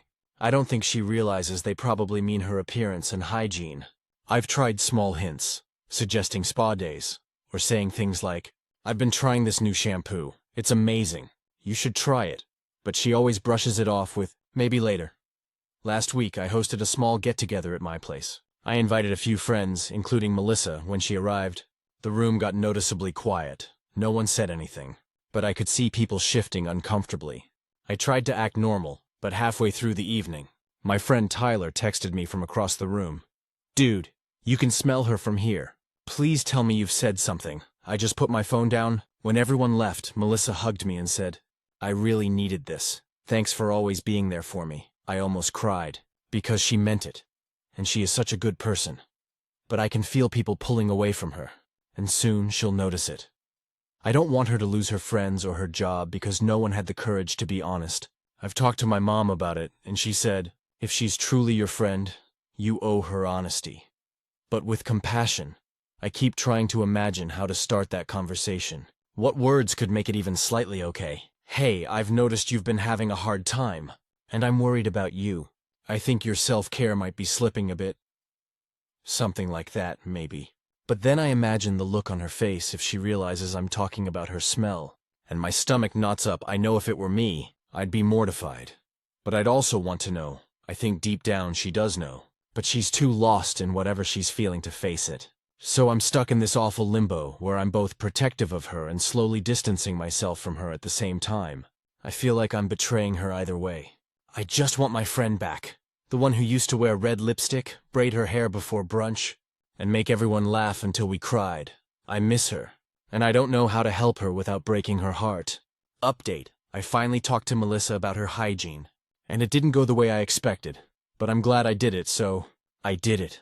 I actually had the conversation I've been agonizing over for months, and it was probably one of the hardest, most emotionally exhausting talks I've ever had with anyone in my life. But it also ended up being one of the most meaningful after I wrote my original post. The responses really stuck with me, especially the ones that said, "If you really care about her, you'll risk being uncomfortable to help her." That hit hard, because I realized my fear wasn't about hurting her. It was about feeling uncomfortable myself. I kept telling myself I was protecting her feelings. But really, I was protecting my own from guilt and awkwardness, so I decided to stop being a coward and actually talk to her. It happened 2 weekends ago. She'd texted me asking if I wanted to grab coffee, and I said yes. I figured a quiet cafe might not be the best place for something like this, so I invited her to come over to my apartment instead. She showed up wearing the same faded hoodie she's been wearing for months, the one with a frayed cuff and a faint stain on the front. Her hair was pulled into a messy bun, and that same smell hit me the second she walked in. It wasn't just body odor. It was like a combination of unwashed laundry, stale sweat, and something slightly sour. My heart broke a little, because I knew she wasn't doing well. We chatted for about an hour. I kept trying to find the right opening, but every time I thought about bringing it up, my throat tightened. Finally, after we finished our coffee, I said, "Hey, can we talk about something kind of sensitive?" She looked at me immediately, concerned, like she thought I was about to tell her something was wrong with me. "Of course," she said. "What's up?" My palms were sweating. I took a deep breath and said, "This is really uncomfortable for me to say, but I need to because I care about you. I've noticed that you haven't seemed like yourself lately. You've been going through a hard time, and I think maybe you've been having a hard time keeping up with self-care stuff." She blinked. "What do you mean?" I hesitated, then decided to just be honest, gently. "I mean things like showering, laundry, just taking care of yourself. I've noticed that it seems like you're not doing those things as much, and I'm worried about you." For a few seconds, she just stared at me. Her expression didn't change, but her eyes got shiny. Then she looked down at her lap and said quietly, "Oh my God, so people have noticed?" That was the moment my heart broke, I said. "I'm not trying to embarrass you. I'm telling you because I love you, and I don't want people to start avoiding you without you knowing why. I've been there. When I was depressed in college, I let things slide too, and it took someone telling me the truth to get help." She didn't say anything for a bit. I could see her blinking hard, fighting tears. Finally, she whispered. I knew it was bad. I could smell it sometimes, but I just didn't have the energy to fix it. Even washing my hair feels like climbing a mountain. We sat there in silence for a while. She was crying quietly, and I just sat next to her, not saying anything, just letting her process it. Eventually she said, "I'm so embarrassed. I didn't know people could tell," I said. "Melissa, you don't have to be embarrassed. You've been dealing with so much. Anyone would struggle. But this doesn't have to stay this way. We can fix this." We talked for a long time after that, probably 2 hours. She told me that after the breakup, her motivation had completely tanked. She'd been sleeping on the couch most nights, skipping showers, barely eating anything besides cereal and frozen dinners. She admitted she hadn't done laundry in almost a month and that her apartment smelled, but she'd stopped inviting people over because she didn't want anyone to see. She said she felt trapped, like the worse it got, the harder it became to start fixing it, so she'd just give up and tell herself, "I'll do it tomorrow." But tomorrow never came. At one point she said something that really stuck with me. "I feel like I don't deserve to be clean anymore." That absolutely broke me. So I told her, "You deserve that and more. You deserve to feel good in your own skin, and I'm going to help you get there." We made a plan together that night, a real one. She agreed to call her old therapist, who she stopped seeing after the breakup, and schedule a session. We also made a gentle reset list, super small, manageable things she could do each day, like wash face and brush teeth in the morning, change into clean clothes even if it's just sweatpants, take Daisy for a 10-minute walk outside, do 1 load of laundry even if it's just towels. I offered to come over that weekend to help her clean up her apartment. Just a start, not a full, deep clean. She hesitated at first, but eventually she said yes. That Saturday, I showed up with cleaning supplies and lunch. I won't lie, it was bad. The sink was piled high with dishes. The bathroom smelled like mildew, and the couch had visible stains. But we spent the whole day working side by side. She played music, we talked, we laughed a bit. By the time we finished, her place looked and smelled a lot better. The following week, she texted me saying she'd taken 2 showers that week, which might sound small, but it was huge progress for her. She's since started going to therapy again, and she even mentioned her therapist prescribed antidepressants to help her get her energy and focus back. She told me she's been trying to shower every other day and do laundry once a week, and you know what? She's glowing again. Her hair is clean. Her apartment smells nice, and she sounds hopeful. It's been a few weeks now, and she even came to a friend's birthday dinner last Friday. She wore makeup, styled her hair, and looked amazing. One of our friends leaned over and whispered to me, "Wow, Melissa's back." That night, when we were leaving the restaurant, she hugged me and said quietly, "Thank you for not giving up on me." I almost cried right there. So yeah, it was awkward and painful and scary, but it was worth it. The truth is, honesty with compassion is a form of love. It's not about being blunt or telling it like it is. It's about saying the hard thing because you care enough to want better for them. If anyone reading this is in a similar position, wondering if they should say something to a friend who's struggling, please do. Don't let your fear of discomfort stop you from being the friend they need. Be gentle, be kind, and lead with empathy, because sometimes, one uncomfortable conversation can be the first step in someone finding their way back to themselves. Final update. 6 months later, things with Melissa are completely different. And so am I. It's been half a year since I had that brutally honest talk with Melissa, and if you had told me back then how much would change, not just for her, but for me too, I probably wouldn't have believed you. It's weird how one conversation, one moment of choosing discomfort over silence, can ripple through every part of your life. After the last update, things started to move slowly but steadily in the right direction. Melissa kept her word about seeing her therapist and taking her meds. The first few weeks were rough. She told me she felt nauseous and foggy from the antidepressants, and she almost quit therapy after her second session because it's just dredging up more stuff. But she didn't quit. She stuck it out, and then bit by bit the light started coming back. The first real turning point happened about 2 months in. I went over to her apartment one Saturday morning expecting it to look like the usual mild chaos, but when she opened the door, I swear I almost didn't recognize it. The air smelled like lavender and citrus cleaner. The floors were vacuumed. The laundry pile that used to swallow her couch was gone. She was wearing jeans and a loose pink sweater, her hair freshly washed and clipped up. Daisy, her dog, even had a new collar. I just stood there and said, "Holy crap, it looks amazing in here." She grinned and said, "Yeah, I've been trying to do a little every day. It's not perfect, but it feels like I can breathe again."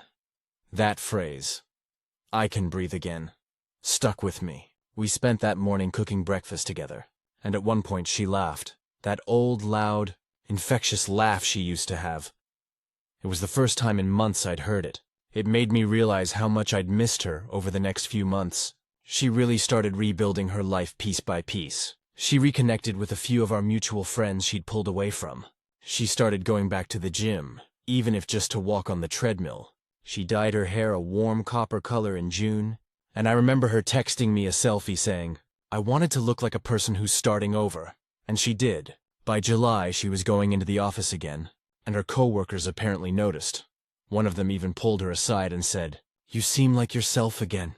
She told me she cried in the bathroom afterward, not out of embarrassment, but because someone finally saw the progress she'd been fighting so hard to make.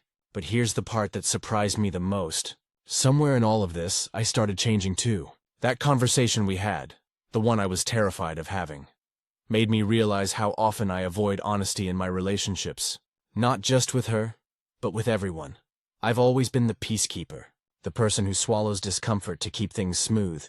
But the truth is, that's not kindness. That's fear dressed up as politeness. After I saw how much good came from being honest with Melissa, I started doing it in other areas of my life too. I spoke up at work when I disagreed with a project idea instead of just nodding along. I told my mom that her constant just checking in texts were stressing me out instead of pretending it was fine. I even ended a situationship that I'd been dragging out because I didn't want to hurt feelings. It's like once you realize that honesty, when it comes from a place of love, doesn't destroy things, it strengthens them. You can't unlearn it. But back to Melissa. In August, she met someone new, a guy named Eric. She told me about him in this giddy, nervous tone I hadn't heard from her in years. He's an EMT she met at the dog park, and according to her, he's funny, gentle, and smells like laundry detergent. which made us both laugh hysterically given the history. They've been taking it slow, but she seems genuinely happy, not manic happy, not trying to prove something happy, just steady, peaceful happy. She told me the other night that she doesn't feel like she's chasing a version of herself anymore. She's just living. The other big thing that happened, she finally invited people over to her apartment again. She hosted a small get-together a few weeks ago. Me, our friends Tyler and Jess, and a couple of her co-workers. I was a little nervous for her, but the moment we walked in, it was obvious she had it handled. The place looked beautiful. Clean, cozy, candles burning, soft music playing. At one point, Tyler pulled me aside in the kitchen and said quietly, "Man, whatever you said to her worked. She's a different person." And I said, "No, she did the work herself." I just opened the door. When everyone left that night, she and I sat on her balcony with glasses of wine. The city lights were glowing. Daisy was curled up at her feet and she said, "You know, that day you told me about my hygiene, I thought I'd never get over the embarrassment. But now, when I look back, I think it was the kindest thing anyone's ever done for me."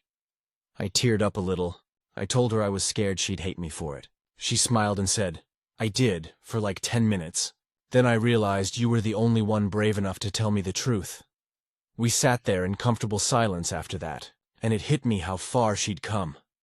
From that shell of a person who couldn't get off the couch to someone sitting here under string lights, laughing again. The funny thing is, I don't even notice her smell anymore. Not because it's gone, it absolutely is. But because when I think of her now, the thing that comes to mind isn't unwashed clothes or musty apartment.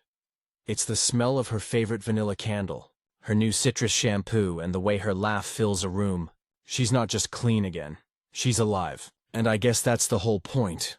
Hygiene wasn't really the issue. It was just the outward sign of how broken she felt inside. Once she started healing, the rest followed naturally. The best part? She's planning a trip to the Oregon coast next month. Her first solo trip in years. She told me she wants to watch the sunset and feel small in a good way. I told her I'd be right here when she got back, ready to hear all about it. So yeah, that's where we are now. My friend is okay again. Better than okay, actually. She's growing, glowing, and back to being the person I always knew she was underneath all the pain. And me? I learned that real friendship isn't just about showing up when things are easy. It's about standing beside someone when they're at their lowest. Even when it means saying the hardest words. Sometimes love smells like lavender cleaner and second chances. Stories number 10. My neighbor insulted my cooking. I moved into my new apartment complex in early spring. One of those mid-range suburban buildings where the hallways always smell faintly like detergent and someone's dinner. I was coming off a rough breakup and a job relocation, so I figured it'd be a fresh start. The place wasn't big, but it was mine. And for the first time in a long while, I could finally decorate it exactly how I wanted. The first few weeks were quiet. Most people in the building kept to themselves, except for a few nods in the hall. Then, one afternoon while unloading groceries, I met my next-door neighbor, Catherine. She was maybe in her late 40s, with perfectly highlighted hair, a yoga mat always tucked under her arm, and a tone that made every hello sound like an evaluation. She lived alone, but she mentioned she had people over often. I got the impression she liked being in charge of the social life on our floor. When I told her I liked to cook, she perked up. "Oh, you cook?" she said like it was rare. "That's great. Most people your age just order in." I smiled politely. "Yeah, I like trying out new recipes. It's kind of my stress relief." That was the beginning of what would become a weird little war over food. One I never asked for. A few nights later, I made lemon rosemary chicken. The smell filled the hallway, and as I was cleaning up, I heard a knock. It was Catherine holding a glass of white wine. "I had to come see what smells so heavenly," she said, stepping a little too far into my apartment without being invited. "You're cooking?" "Yeah," I said, trying to be polite. "Just dinner. You want to try some?" She smiled and waved her hand. "Oh no, I'm fine." I just had to know what it was. That became a thing.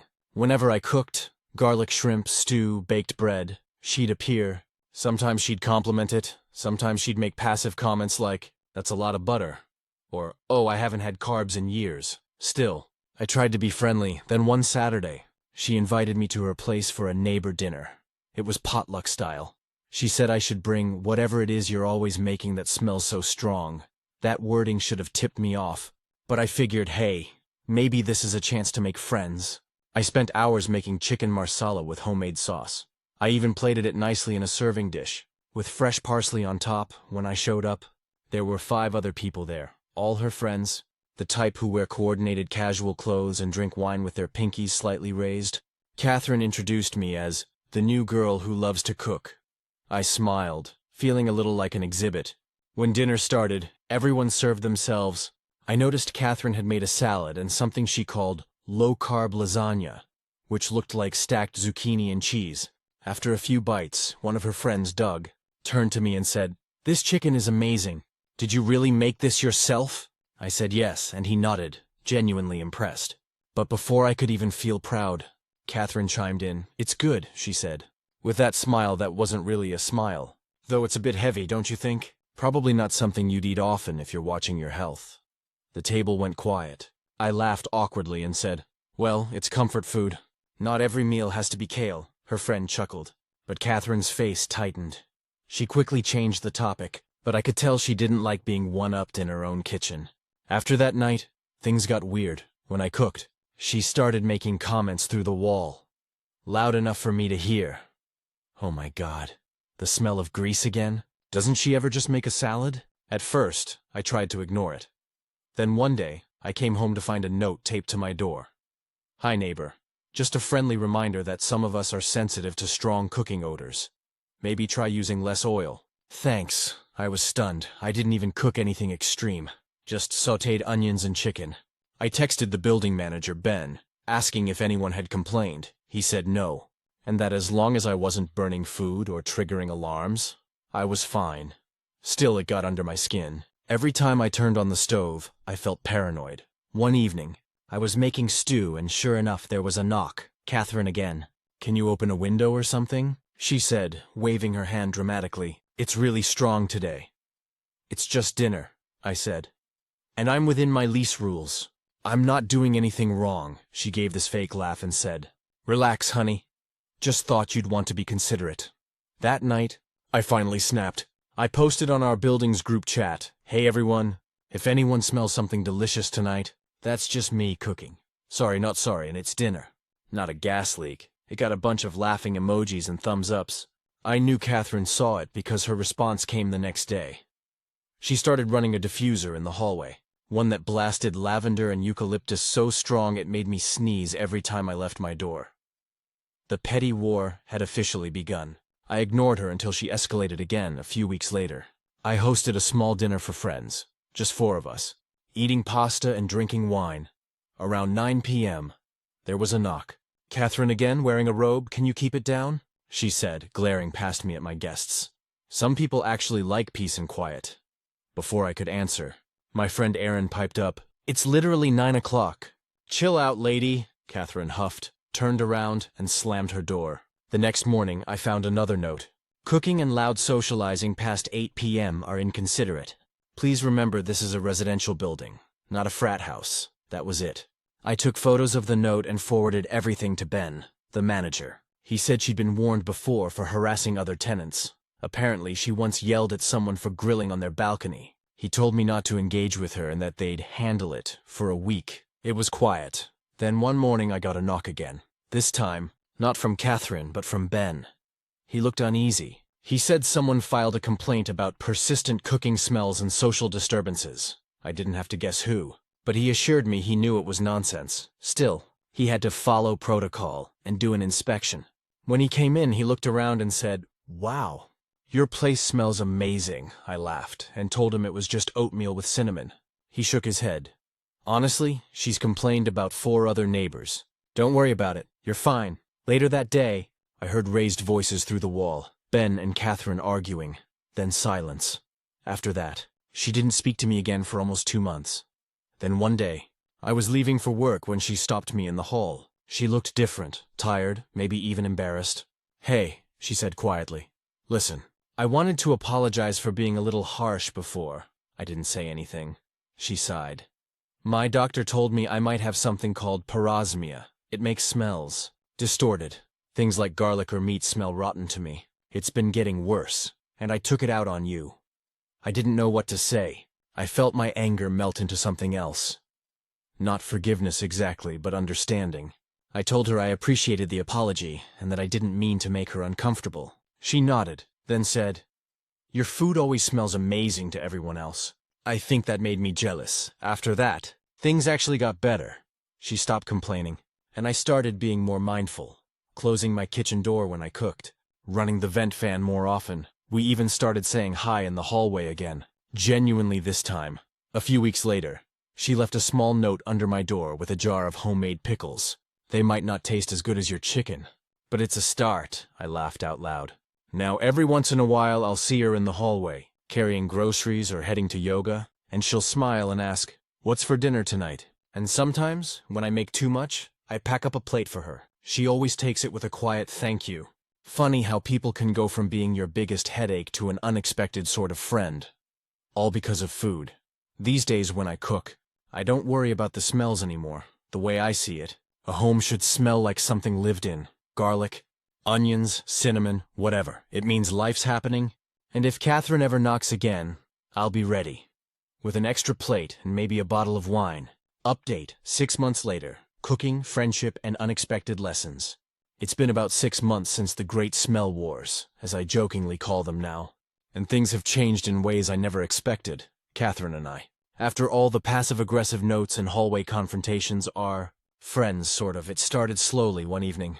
I made a big batch of chili, the kind that fills the whole apartment with a rich, spicy aroma that lingers for hours. I had just enough left for an extra plate, so I knocked on her door and offered it, to my surprise. She opened the door with a small smile. "You know," she said, "this smells really good. Like I'm actually hungry for it," I laughed. "Don't hurt yourself with all this chili. It's not exactly low sodium." She took the plate anyway. "I can handle a little spice," she said, and shut the door. But I noticed her smile lingered that night. I realized how strange it was. After all the tension, a single act of food sharing felt almost humanizing. After that, small gestures became regular. I'd occasionally knock with a slice of pie or some cookies. She'd sometimes leave me a note or a tiny dish of pickled vegetables in return. No words, just a quiet acknowledgement of each other's presence. It was tentative, but it was better than the alternative. Then came the turning point, one Saturday. She invited me over for her own cooking, something she called experimental comfort food. I wasn't sure what to expect, but curiosity won. Her apartment smelled faintly of rosemary and toasted nuts when I walked in. She had set the table for two, a small, unassuming table near the window. She looked nervous, fiddling with the napkin. I wanted to try cooking something that might actually taste good," she said, laughing softly at herself. "Would you mind trying it?" I nodded. Of course. We spent the next hour in her tiny kitchen, chopping vegetables and stirring sauces. She gave me the odd glance, like she wasn't sure if I'd secretly judge her for a burnt edge or oversalted sauce. But I didn't care. For the first time, we were just two neighbors cooking, not rivals or complainers. Dinner itself was simple. Roasted chicken, caramelized carrots, a small salad, nothing fancy, nothing Instagram-worthy. But as we sat across from each other, eating in silence at first, I realized something. The tension, all those months of notes and sarcastic remarks, had dissolved. Food had become our bridge. By the end of the evening, we were laughing over small kitchen disasters. Me dropping a spoon, her spilling a little dressing on the counter. She even admitted, "I might have been ridiculous before. I'm sorry for all the notes and the complaining." I shrugged, trying to downplay it. Honestly, I get it. Smells can be overwhelming. But hey, I also learned that people can surprise you. From that night onward, we developed a routine. Sometimes we'd cook together, experimenting with recipes neither of us had tried before. Other times, we'd just share meals, quietly chatting about work, life, and the ridiculous quirks of our apartment building. Through cooking with Catherine, I learned something important. Hospitality isn't about impressing anyone. It's about connection, even with a neighbor you barely know, or someone you once considered your enemy. Food has a strange power to open doors, to make people human to each other again. Then came the unexpected part, her health. A few months after we started cooking together regularly, she confided in me that her sense of smell, which had caused all the earlier drama, was actually a medical issue called parosmia. Certain foods triggered intense, often unpleasant reactions. That explained her complaints and passive-aggressive notes. She wasn't just picky, She was struggling with something she didn't fully understand herself.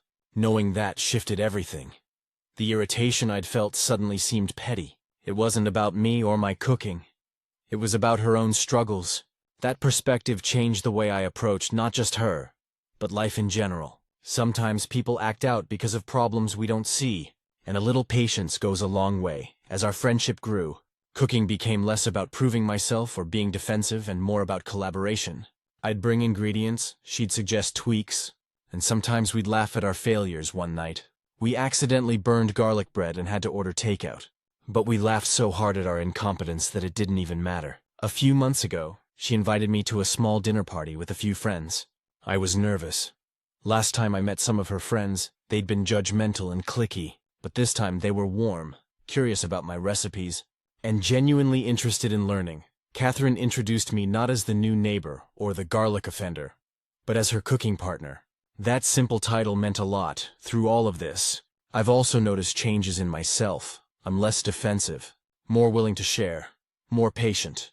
Cooking used to be my private sanctuary. Now it's also a way to connect and to build community, even with someone I never thought I'd like. The best moment came unexpectedly. One Saturday, we decided to cook a full brunch together. Pancakes, eggs, homemade hash browns. We were both laughing, flipping pancakes, spilling flour, making a mess. She looked at me and said, "You know, this is fun." I didn't think I'd ever enjoy cooking with anyone else. I smiled. Yeah, me neither, but I'm glad we did. That night, we shared the meal with coffee, laughing about previous kitchen disasters. And I realized something profound. What started as tension, insult, and frustration had turned into companionship.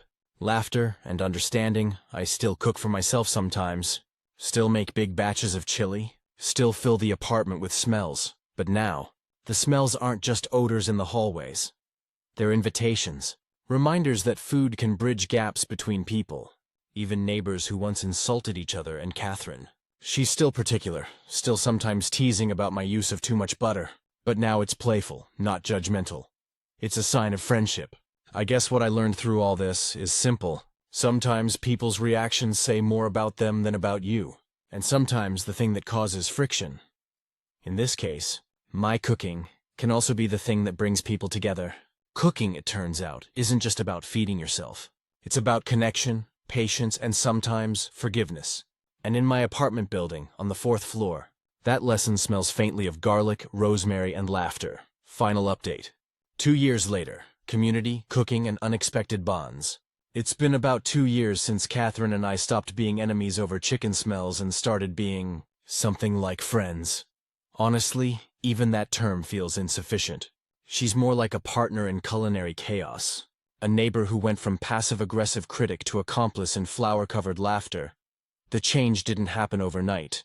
It took time, patience, and a lot of kitchen disasters. One Saturday afternoon, we were trying to make homemade pasta together, and I somehow managed to dump a full bag of flour onto the floor. Catherine slipped, landed with a thud, and both of us ended up laughing so hard we nearly cried. It was the first moment I realized that our weird friendship was solidifying. Not because of forced civility, but because we'd endured the awkward, messy, and human parts of life together. After that day, cooking became almost a weekly ritual. We'd pick recipes, shop for ingredients together, and experiment with new flavors. She'd critique my habits, and I'd tease her for her obsession with precise measurements. Somehow all of it worked. Our shared meals became the glue that bonded us. The bigger turning point came when Catherine proposed hosting a small neighborhood dinner. She wanted to invite people from our building, mostly those we'd never interacted with. And to my surprise, she asked me to co-host.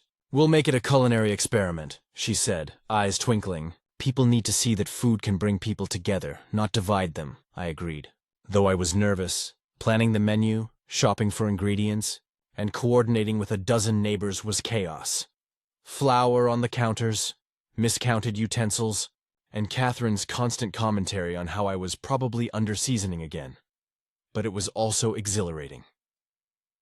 The dinner night finally arrived. The lobby smelled of roasted vegetables, garlic, baked bread, and desserts. Not just my cooking this time, but all of us contributing. Neighbors I'd barely nodded at before were laughing, sharing stories and complimenting dishes. Catherine even managed to charm the skeptical ones with her experimental lasagna, which, Shockingly, everyone loved during the meal. A little girl from the apartment across the hall tugged at Catherine's sleeve. "Can we make cookies next time?" she asked. Catherine's face softened. That same warmth I hadn't noticed during the note phase. And she nodded. "Absolutely, you can be my assistant." At that moment, I realized what had changed. Catherine wasn't just my neighbor or former critic. She'd become a community builder. Someone who used food to connect people in ways I'd never imagined. And I had been lucky enough to be part of it. In the weeks after the dinner, our apartment floor transformed subtly. People started leaving small dishes in the hallway for each other, exchanging recipes, even laughing about little kitchen mishaps. The tension that had defined our hallway vanished. Catherine and I became the unofficial culinary organizers, guiding potlucks and sharing cooking tips. It wasn't always perfect. Catherine still had her quirks. She sometimes whispered critiques while stirring sauce, or obsessively adjusted measurements even when I reassured her it didn't matter. And I still occasionally burned something, or oversalted or forgot an ingredient. But now, those moments were met with laughter rather than judgment. Personally, I feel like I've changed more than she has. I'm less defensive, more willing to share, and more aware that small acts, like offering a plate of chili or a slice of pie, can mean a lot. I've also realized how much patience matters. Not just in cooking, but in relationships. A little understanding goes a long way. One evening, after another experimental cooking session, Catherine leaned against the counter and said quietly, "You know, I didn't think I'd ever like someone as much as I liked criticizing them." I laughed. "That's the nicest backhanded compliment I've ever received." She rolled her eyes. "Maybe. But seriously, you've taught me something important. Cooking isn't just about recipes. It's about people, about connection, about making mistakes together and laughing at them." And she was right. Now, when I cook, it's never just for myself. It's for the community, for the laughter, for the shared experience of flour on hands and burnt garlic bread. Catherine and I still bicker over seasoning, portion sizes, and occasionally who gets to wash the dishes, but it's all part of the fun. Sometimes late at night, I walk past her door and smell a new creation, maybe an unfamiliar spice, maybe the comforting aroma of roasted chicken. I knock, we taste, we laugh, we critique, and I think about how far we've come, from insults and notes to friendship and shared meals, to building something bigger than ourselves. The apartment isn't just a place to live anymore. It's a home full of smells, laughter, and the occasional mess. And thanks to a neighbor who once insulted my cooking, I've learned something invaluable. That connection can come from the most unexpected places, and that sometimes the best friendships start with a little bit of spice and a whole lot of patience. Cooking, it turns out, is about more than feeding the stomach. It's about feeding the heart. And in the end, that's what I'll always remember about Catherine, about our community, and about the meals we've shared. Stories number 11. The girl I never thought would look twice at me. Ended up changing my life forever. I grew up in a small town outside of Tulsa, Oklahoma. My family wasn't poor in the no food on the table kind of way. But we were far from comfortable. My dad worked construction, my mom cleaned houses, and I started picking up odd jobs by the time I was 15. Mowing lawns, fixing fences, washing cars, whatever kept gas in my old Chevy. That kind of upbringing makes you practical. You don't waste time dreaming about things that don't feel real. And girls like her, they weren't real to me. Her name was Lena. She was the kind of girl you only saw from a distance. The kind that belonged in big houses with circular driveways. Her dad owned a chain of auto dealerships. Her mom ran some charity foundation. And they lived in the nicest part of town. We went to the same high school, but it might as well have been two different worlds. I noticed her, of course. Everyone did, but she wasn't just rich. She was kind in a way that didn't feel fake. I remember once she stopped to help a kid who'd dropped his lunch tray. While most people just laughed, it sounds small, but it stuck with me. I graduated and started working full-time at a local garage. My grades weren't bad, but college wasn't in the cards. I couldn't afford it, and honestly, I didn't see the point of going into debt for something I didn't even know I wanted to do. So I stayed home, fixed cars, and tried not to think too much about how stuck I felt. A year later, she walked into my life again. Literally walked into the garage. Her dad's Range Rover had a flat, and she didn't want to wait for roadside assistance. She was wearing ripped jeans and a ball cap. Hair tied up in a messy ponytail. I almost didn't recognize her. When she saw me, her face lit up. "Ryan, you went to Eastbrook, right?" That started it. We talked while I changed her tire. She asked how I'd been, if I liked working there, what my plans were. I didn't really know how to answer any of that, so I just told her the truth. I was working hard, trying to figure it out. She came back a few days later, this time with coffee for both of us, said she wanted to thank me for helping her out. Then it became a thing. She'd stop by every now and then. Sometimes her car needed a checkup. Other times she just said she was in the area. We'd talk for hours. I kept waiting for her to lose interest, but she never did. Eventually, she asked if I wanted to go out sometime. I thought she was joking. We started dating quietly. She was in her first year of college by then. Still living at home but commuting. Her parents had no idea. We'd meet after work, grab takeout, drive around talking until it got too late. It was easy, simple, real. I fell for her fast. And when she told me she loved me, I didn't know what to do with that kind of love. I'd never had it before. We lasted about 6 months before everything exploded. Her dad found out. He came to my work, stormed into the garage like a damn movie villain, and told me to stay the hell away from his daughter. Said I was using her, that I was beneath her. It was humiliating. My boss had to pull him off me. Lena called me that night, crying. She said her parents were threatening to cut her off if she didn't end things. I told her I understood. I didn't want to be the reason she lost everything. She said she didn't care about the money. But I told her she would one day, and that it wasn't fair to make her choose. We broke up that night. Months went by. I tried to move on. Dated other people, worked longer hours, tried not to think about her, but I never stopped missing her. Then one night, about 7 months after we split, she showed up at my apartment. She looked terrified. I'll never forget the first thing she said. "I'm pregnant." Everything went blank. I didn't even know what to say. She told me she hadn't been with anyone else. I believed her immediately. I didn't even question it. But I also knew what that meant for her. Her parents would lose it. I told her she could stay with me if she needed to. She said she'd already told them, and they'd kicked her out. Her dad said she was throwing her life away, so she moved in. My tiny one-bedroom apartment suddenly felt even smaller, but we made it work. She got a part-time job at a daycare while I kept working full-time at the garage. We budgeted every dollar, ate ramen more often than I want to admit, and tried to figure out how to build a family from scratch. The first year was brutal. She had the baby, a little girl named Sadie, and everything changed. I picked up every extra shift I could. Some nights I came home and Lena would already be asleep, Sadie in her arms, both of them looking like something too fragile to touch.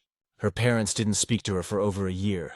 No calls, no visits. When Sadie turned 1, Lena mailed them a photo. They didn't respond. It wasn't until Sadie was almost 2 that things shifted. Out of nowhere, her mom showed up at our door. She'd been crying, said she missed her daughter, her granddaughter. Her dad didn't come, but her mom started visiting every week after that. Slowly, the ice began to thaw. Around that time, I got offered a management position at the garage. My boss, who'd seen me bust my ass for years, said he wanted to retire and pass the business on to someone who cared about it. I couldn't believe it. The kid who used to fix cars in a gravel lot was now running the place. We started doing better financially. We moved into a small house with a yard.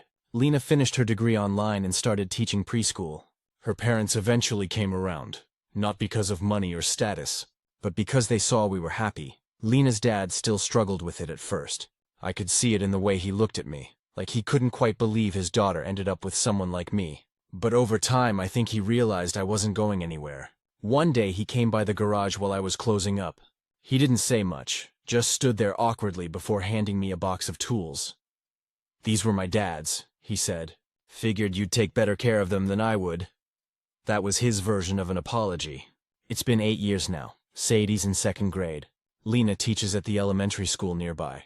We have a second kid, a little boy named Eli, and a life that looks nothing like the one either of us expected. Sometimes I still think about that day she walked into the garage with her flat tire. How easy it would have been to just fix it and send her on her way. If I had, I'd still be that guy turning wrenches, wondering what it would feel like to live a bigger life. Instead, I got to build one. With her. She still teases me about how nervous I was on our first date. I still tease her about being the only rich girl I ever met who didn't care about money. We joke about it, but deep down, I think we both know the truth. She didn't save me and I didn't save her. We just met each other at the exact moment we both needed something real, and somehow that was enough. Update. It's been about 5 years since I first shared the story of Lena and me. And life has continued in ways I never expected. When I look back at that tiny garage where it all started, it feels like a completely different world back then. I was just a kid trying to survive and make sense of love that felt way bigger than anything I'd ever known. Now, I feel like a man who's actually living it. The biggest change came when Sadie turned 5. Lena and I had been talking for a while about starting our own small business together. Something that combined our skills and passions. Lena had always loved kids and teaching, and I'd learned so much running the garage. We decided to open a community center in our neighborhood, a place for after-school programs, art classes, tutoring, and weekend workshops. It was terrifying at first. Funding was tight. We had to scrape together loans, donations, and a lot of late nights working on plans and permits. I'll admit, there were nights I wanted to throw in the towel, but Lena never did. She has this way of keeping you grounded and motivated at the same time. She reminded me of why we were doing it, not for money, not for status, but for the kids who might not have the same opportunities as Sadie or Eli.